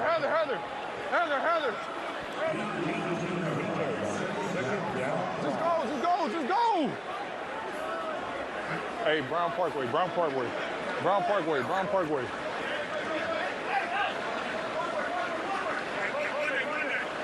Monday, set. 180. What's that? Tower. Going to be stopped just before he got to the 10-yard line. We'll bring up 3rd down. 54, 7-4. 52 stack on Jaguar. Find a throwing lane. Come on. Here you go. Hey, play this out. If they get into the end zone, Kurt, they would have to go for 2 to be down 16. You know, to make it a 2-possession game with the 2-point conversion. But remember, there's a 3-point option in this league as well. Here you go. Sit down. McClendon right through the hands of his tight end, Gunnar Oaks. On 4th down. Yes, got to stay on the field. Got to go for this, obviously, with this deficit. McClendon just needed to wait a beat on that one. The tight end, Gunnar Oaks, not quite out of his break. And you can anticipate, but if you anticipate, the ball has to be out in front of him. Raise whistle Oscar. You got raise whistle Oscar. Hey, empty right, 52 Warrior. All right, Monday, ready? Q. Empty right. Columbus 1 for 3 on 4th down so far in this young season. 180. What's that? Yeah. Prior to the delay of game, Columbus called their first charge timeout. So Ted Ginn keeping an eye on the play clock and saving his team some yards there. We got a score here, huh? You know, they went with an empty set there, and the defense spread out. The tackles were playing wide. Brock, did you see that? You see the linebackers spread out, the tackles spread out. That would have been a perfect time for that little quarterback draw if they want to go back to that same empty set. Yeah. I would agree with that. I get such a kick out of watching Blake Williams coach defense. Regular, play 20. Play 20. 2-0. High intensity over there? Well, yes, I would say so. And then I was chatting with him. You know, he was a defensive back at Princeton. And actually a religion major at Princeton. Right? Okay, wait. So on Easter weekend. Wait. No fuck. Turn one. Have you listened to him on a microphone? He was a religion major at Princeton? You know, we've got someone whose job it is to, you know, it's called the dump button. Yes. And they work hard tonight. They earn their money tonight. Here on 4th and 2, McClendon gets rid of it, and it is caught by Kiki Chisholm right there on marker. Let's see where they spot this football. I think that spin back to his right probably got the first down. Chisholm's a big target. Purdy's 6'4", 215, and I think that big frame leaned back across the line to gain. He catches it just short, but watch, there's the first contact, and then as he leans back, man, I thought he got there. And look who it is again from the interior of their defense. Joe Wallace, the defensive tackle, number 7, coming in with a big hit. There's a defender still down right now. And we'll give them a chance also to look at this and make sure they spotted it correctly. He needs to get to the 13-yard line, and right there, yeah, he's definitely across the 13. That is a great effort after the catch. And Brock, he paid the price because Joe Wallace is 300 pounds and he is running. Well, that's what I said. I mean, that's what Coach said. Like literally, 4.85 is the slowest on their defensive line. You're like telling all me these guys Joe Wallace at 300 pounds runs 4.85? That's what the religion major said. All right, so don't question. Brock, I have one word for that. Terrifying. That is terrifying. Yes. QB pistol Ohio. All right, Monday, ready? Oh my gosh. It is the weekend of miracles. That's true. 4.85 at 300 pounds probably would be one. But hey, who knows? Nonetheless, it is 1st and goal. 180. What's that? McClendon on the draw. Fought his way down to the 3-yard line.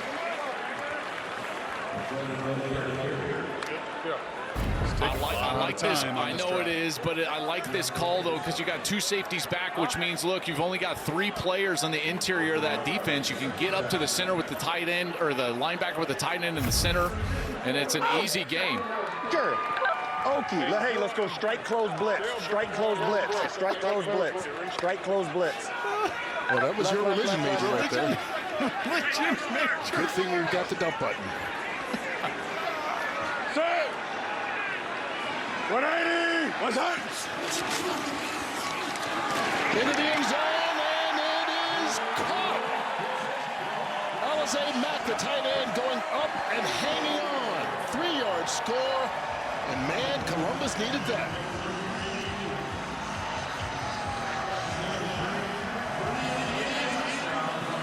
One for 2. That was great timing. I mean, great timing. So here's the route over here from this right side, and he's going to get into the end zone, but watch off the play fake. He delivers this ball perfectly up high to the tall tight end, Alizé Mack. He's 6'4", almost 270 pounds, and he just goes up and over the smaller defender. That was Boydo, Ekwo Boydo. Here you go. Boydo is only 5'11", Kurt. That is a mismatch, and they take advantage for the touchdown. And that was a Mack last season. In San Antonio, led all tight ends in the league with touchdowns, with 5.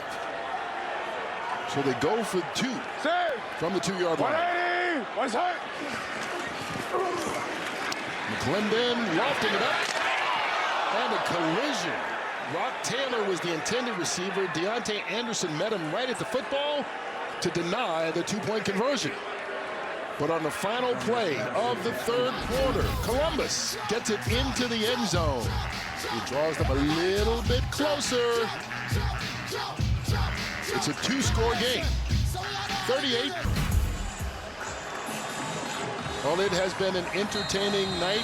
Alizé Mack pulls Columbus to within 2 scores, 3-point conversions in the UFL, so they can get 2 touchdowns, 2 3-point conversions, or they can do it the simple way and get it 3 times and score more. Lots on the line here as we start this 4th quarter with Valadez spinning his way out across the 30-yard line. That's where the defenders will begin after holding on to this lead throughout most of this game. Well, let me take you into what this offense has been able to do. And this offense builds on itself, and you communicate with your motions and your movement. Watch this. You got the jet sweep on the outside. That fakes the defense. It pulls them outside. Jordan Ta'amu, he runs it right down the middle. Same exact motion. It's the same look. Now the linebackers stay home. What do? Throw it right over the top for the wheel route. What do? You come back with the same look, and now you're going to get more movement from that defense, and that's where you hit them with the straight run play on that side. So Fred Keiss is doing a great job of allowing his offense to build on itself, and that's what great offensive coordinators do, and that's what they've been able to do here in this ball game. Scored on 6 of 8 drives in this ball game so far. Handoff taken here on 1st down. Let's listen in. I know, Coach. Here, right number 4, Smith. Get to the 39-yard line, 2nd down. Run it again, Abe. Run it again. Run it again. What you did, run it. Okay, so we're running it again, Coach. What are we looking for here? Look like we're going to have Wendy. Inside zone right here. Here we go. Should be. Yeah. Wendy. Ready, to go. Should be. He's offside.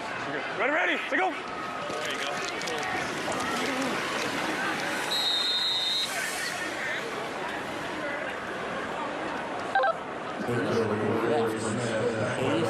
Left. 23. Wide shoot. 23. Wide shoot. From an ace. So ace left, 23 wide shoot. Yeah, so we got a little inside zone. More RPO. Tight end to the flats. See if we can pull 48 out the box. Here we go.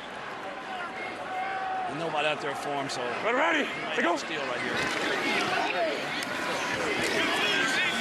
You guys have just been winning, Coach, at the point of attack.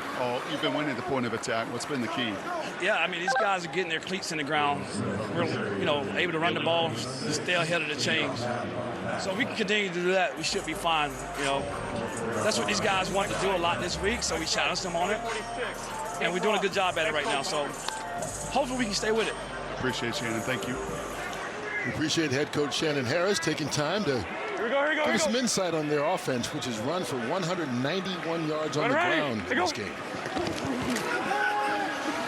Ta'amu going to take a shot. There's contact there and a flag. Cam Smith, who's been flagged a couple of times tonight, there on the coverage. Penalty on an incomplete pass to be 1st down, right? 28. Holding number 28. Defense, 5-yard penalty, automatic 1st down. They actually call it on Kyrie Woods. So away from where the ball was being thrown. Yeah, he was holding on the slot receiver. I couldn't catch his number right there, but kind of middle of your field, Kyrie Woods, he has a hold. I think it was Kiki Cutie who was trying to run a crossing route, and Woods just grabbed him, and you could see him kind of pull the back of his jersey, and that's where the flag came out. Excellent.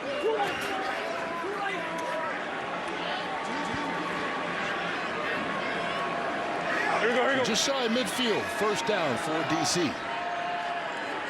Ready, to go. Look at that ball almost hit the receiver who was in motion. Instead, they complete the handoff to Abram Smith. They were trying to use that same motion that I was just talking about earlier. Brock, this is what I love, though, when offenses do this, when they build on themselves and they use those same looks to influence the eyes of the defenders. Yeah, I'd agree with you, Joel. And you're going to call college football this season, and I would contend this defenders team, just looking at that board in front of you as well, has more continuity than just about any college football team you'll call this season. The number of these defenders that are 2nd, 3rd, 4th year in this system, that's how you do what you're talking about.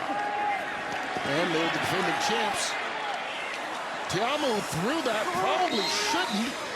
But it worked out for him. Cordell Powell with the reception. I mean, what strength in the pocket. I mean, I agree with you. You know, you probably shouldn't throw this ball. Remember, it is a 2-possession game at 18 with the 3-point option.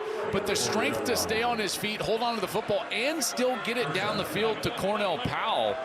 Tell you what, that was a risky throw, but it paid off. Picked up 8 yards and a first down. Here we go. Let's go. Good second set. So they keep the chains moving and, more importantly, the clock moving. Ready, to go. Will end around as Ukanma gets away from a tackler. Cuts it back inside, still on his feet, down inside the 10-yard line.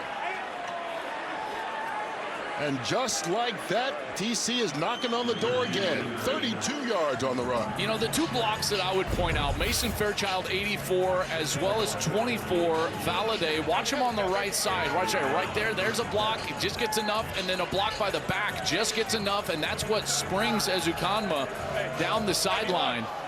You know, you don't need a lot. They're running a lot of man coverage here, the Aviators are, and so you get just enough of those edge defenders, and you can get outside and get big yardage. 227 yards rushing. Ready, to go.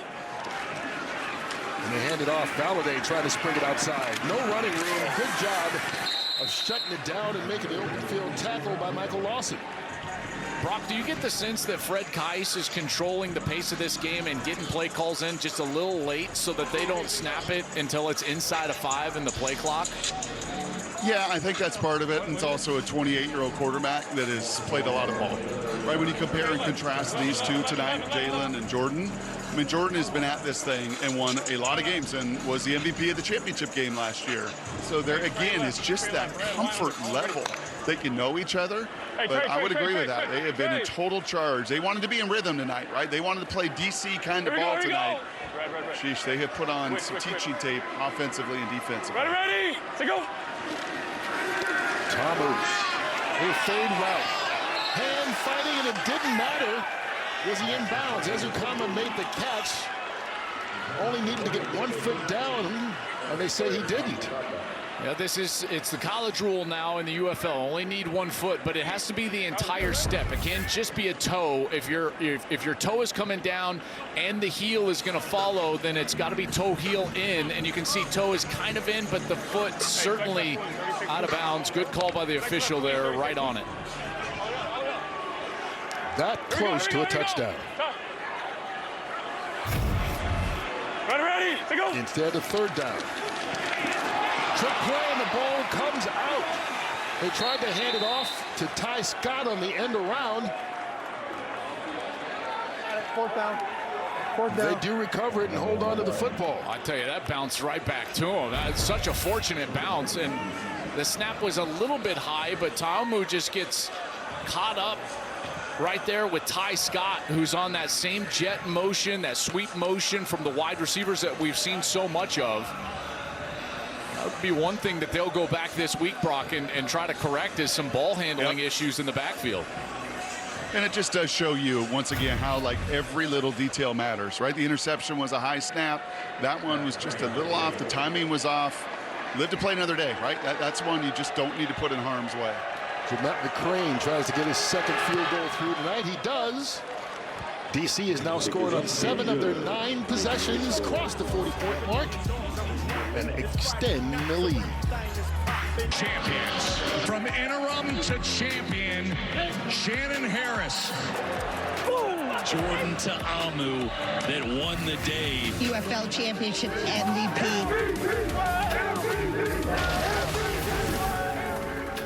The defenders are the defending champions of the UFL. Shannon Harris became the interim head coach at the time, just a week before the season started.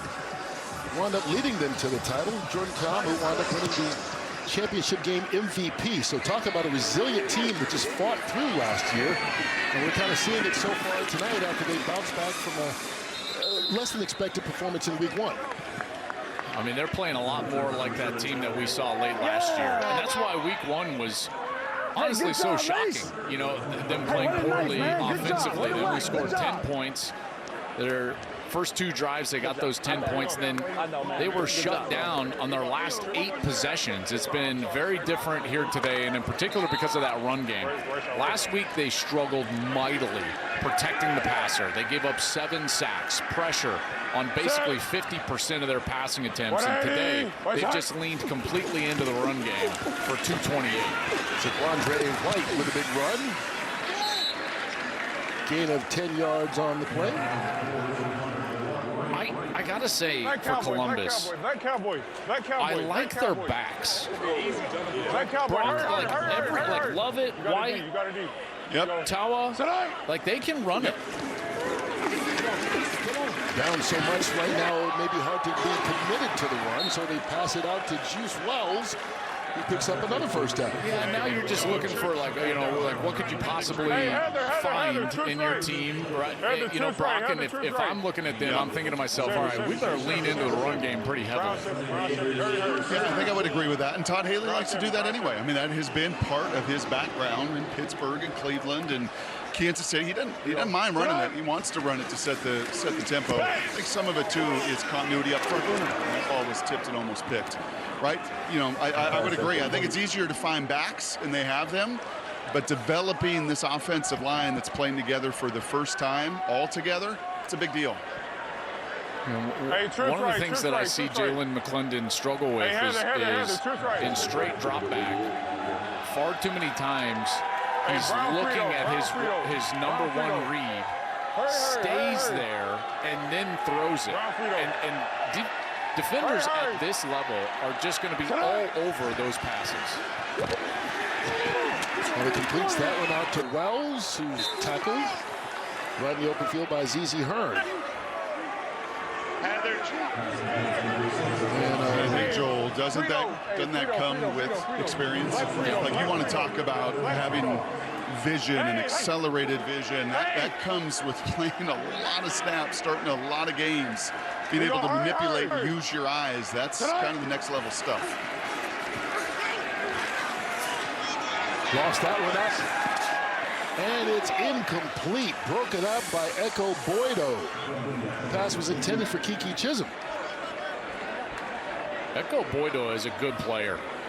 He played 6 games back in 2023 with the Chiefs when they went on to win the Super Bowl. And he's made a couple of really nice plays here today. And that was tight coverage down the field. Yeah, he can run. I mean, you want to talk about, there's no question, Joel, okay? He's faster than 4.8. Because at K-State, he was in that man-to-man a bunch too, and he can scoop. And doesn't panic when the ball's in the air.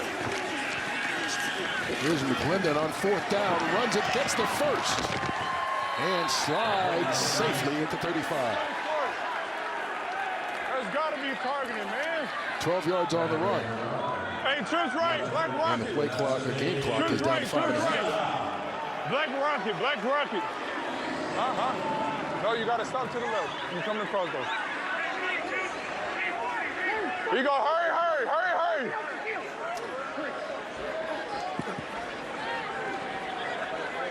Sit up.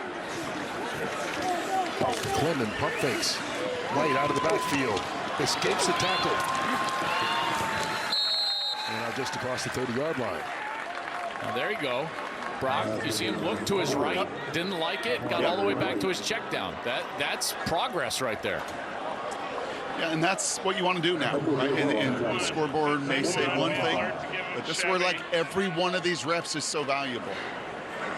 Here you go. Hey, yank the Trips right. Brown Chevy up power line. Monday, ready? Hey, go ahead, go ahead, go ahead. Hey, hey, hey, hey! Sit! 180! What's up? McClendon, his 35th pass of the night was caught by Tay Martin. Fights his way down inside the 5-yard line. First and goal for Columbus. And Brock, there you go, stepping up in the pocket, eyes down the field, and finds the wide open Martin across the middle. I mean, you see it, Joel. You see the highlight plays. I mean, the ceiling is there. The skill set is there. It's eliminating the low-light plays, right? It's the detail on every play. Those are the things that will continue to come with time.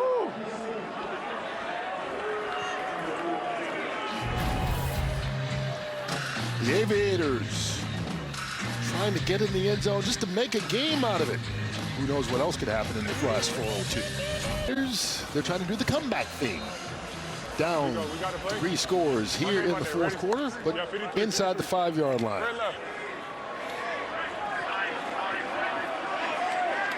And remember, there are 3-point conversions in the UFL. So an opportunity to score and rack up some more points pretty quickly. Empty backfield. McClendon intended for Martin. Is there a little hand fighting going on? Hand-to-hand combat with Boydo. And no flag on the play.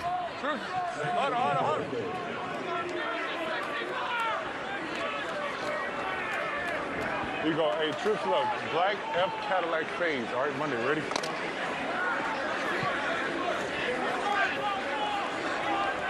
Got fades called. He's got Chisholm down here to his right. Chisholm's 6'4". 180. West side. McClendon back over the middle, and it is caught right in the end zone. There's a flag on the play after the T. Martin catch.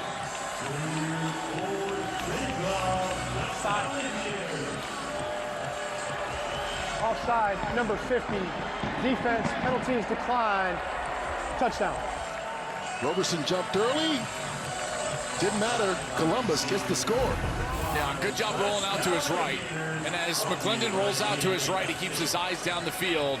And then he's able to just peek back right here, and he sees a beautiful little spatial awareness play by Tay Martin, who stops his route, doesn't run across the field to get covered, finds the open spot for a touchdown. All right, and so they're going for 3 from the 8-yard line. 1 play. In the end zone, you get the 3, otherwise the point after fails. Here comes the pressure.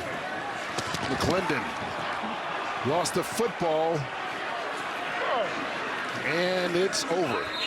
That play had no opportunity right from the beginning as DC brought the heat.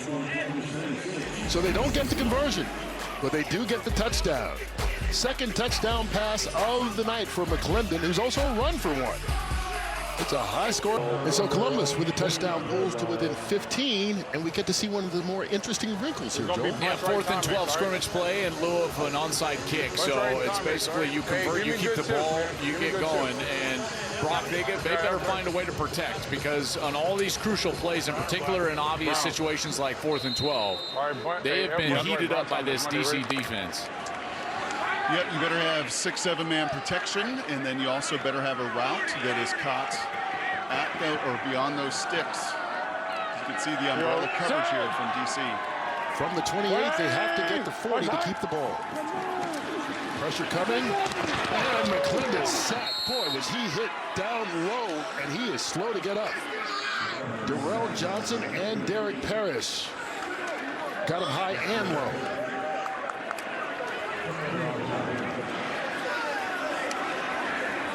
You can see him limping to the sideline. He took a hard hit. And Darrell Johnson has had a huge game. Watch number 5. He's going to get chipped by the tight end, and then the tackle is late getting all the way out there. He gets there. The opposite defensive end gets there. That's Parrish.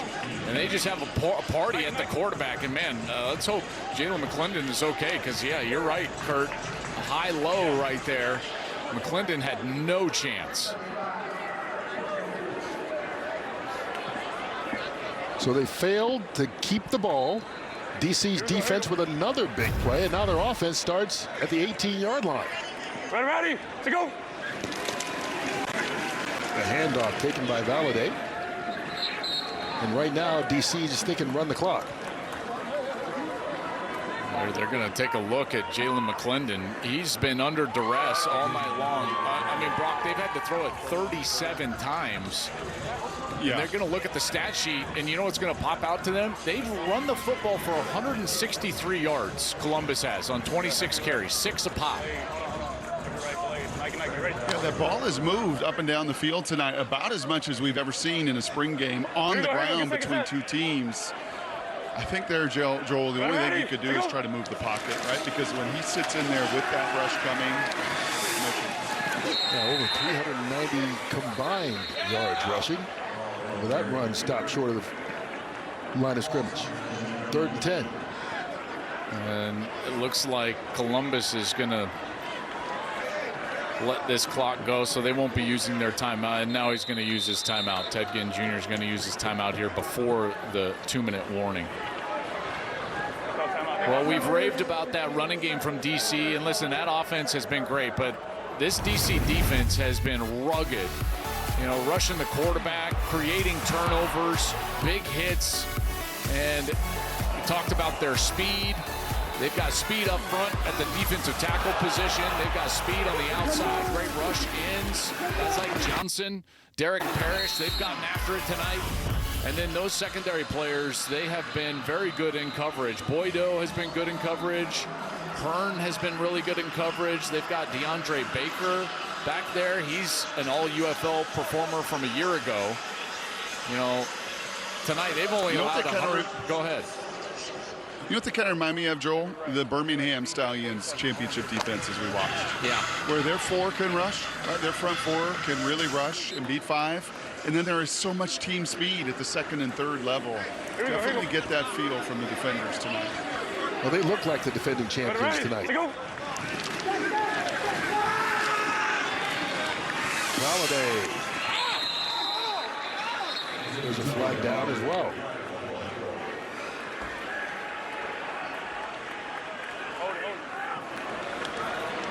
Holding, number 56. Offense, 10-yard penalty. 3rd down. That's on Jahari Branch.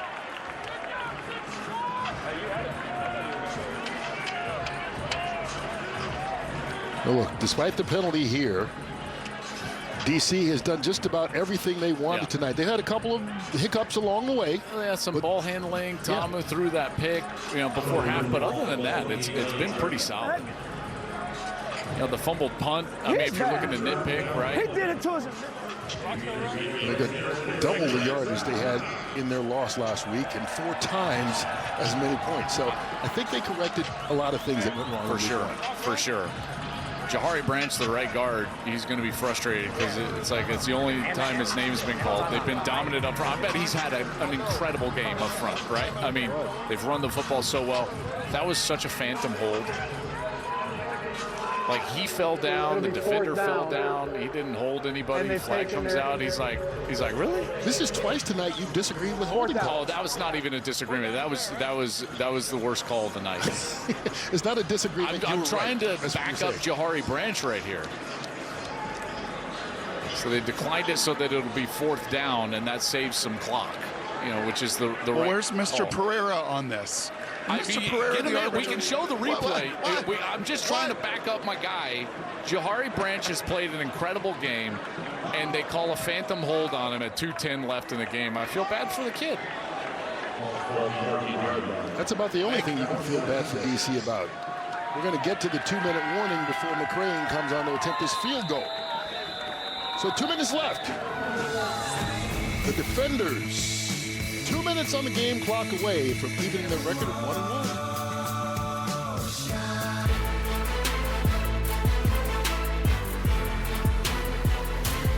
Well, it's DC kind of night.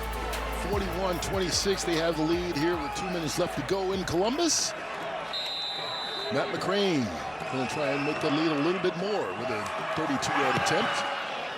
And his 3rd field goal of the night goes through. 3 for 3. Is that 8 scores in 10 possessions by the defenders tonight.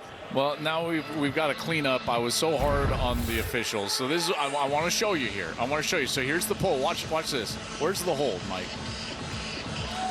Did you have to show me? Where's the hold? You didn't really have to show me, did you, Joe? Mike Pereira. I'm not going to say whether I liked it or not, but I wish you didn't show me. Quite frankly.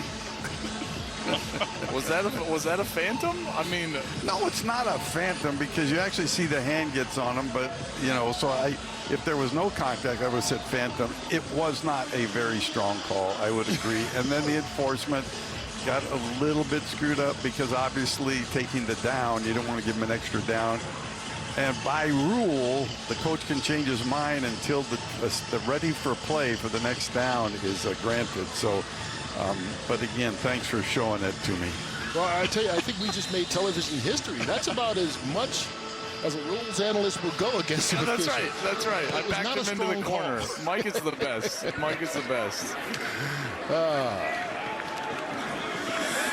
Jalen Moore. Joel, out across the 30-yard line.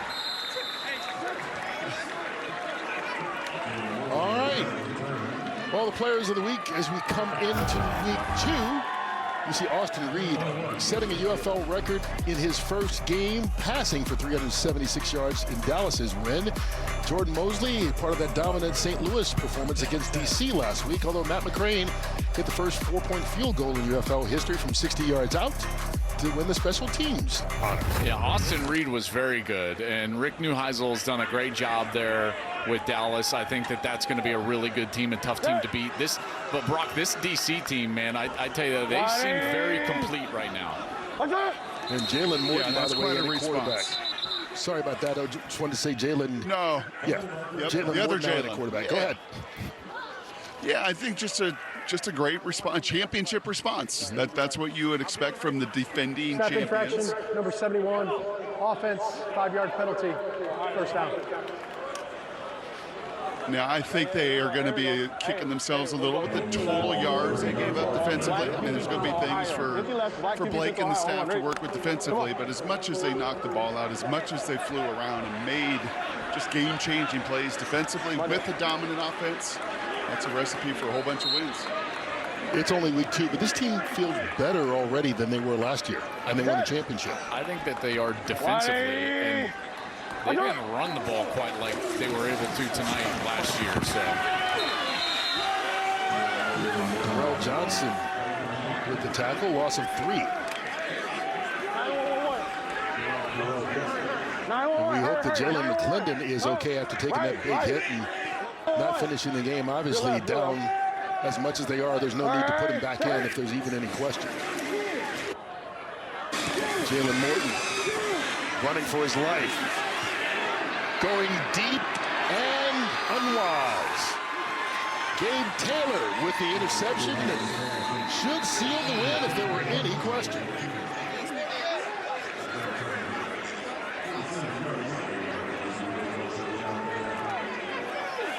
Another takeaway for this DC defense. all starts with the pressure, and these defensive ends, Derek Parrish, Darrell Johnson, they just continue to put pressure on the passer.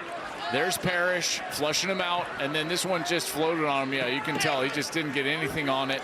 Right to Gabe Taylor, and that's going to do it. And Shannon Harris congratulating Blake Williams on a really outstanding defensive performance, and he'll give a lot of love to Fred Keiss, who put together a really wonderful offensive game plan here tonight. And so the defenders will get their first victory of the season in bounce-back fashion. They played the first 2 games on the road. They'll have their home opener Saturday against the Houston Gamblers. As DC tries to get on a little roll here to start the season. And if they keep performing like they did tonight, they're going to be hard to stop. And Joel, you know that Houston quarterback next week is going to watch this tape and go, oh boy. That's right. Oh boy. You good? Yep. Oh, Columbus, Ted Ginn Jr. has the Dallas Renegades back-to-back weeks on the schedule. On the road next Sunday and then at home as he will drop to 0-2 as a head coach, with Columbus falling tonight 44-26 is the final. Jalen McClendon still limping. We'll see if he's able to be their quarterback next week. And there's Gabe Taylor. And for those that don't know, he's the younger brother of the late, great Sean Taylor. Wears number 21 in his honor and making a play that would make his brother proud. So the defenders roll. They win it 44-26, getting their first victory of the young season. Back to wrap it up after this.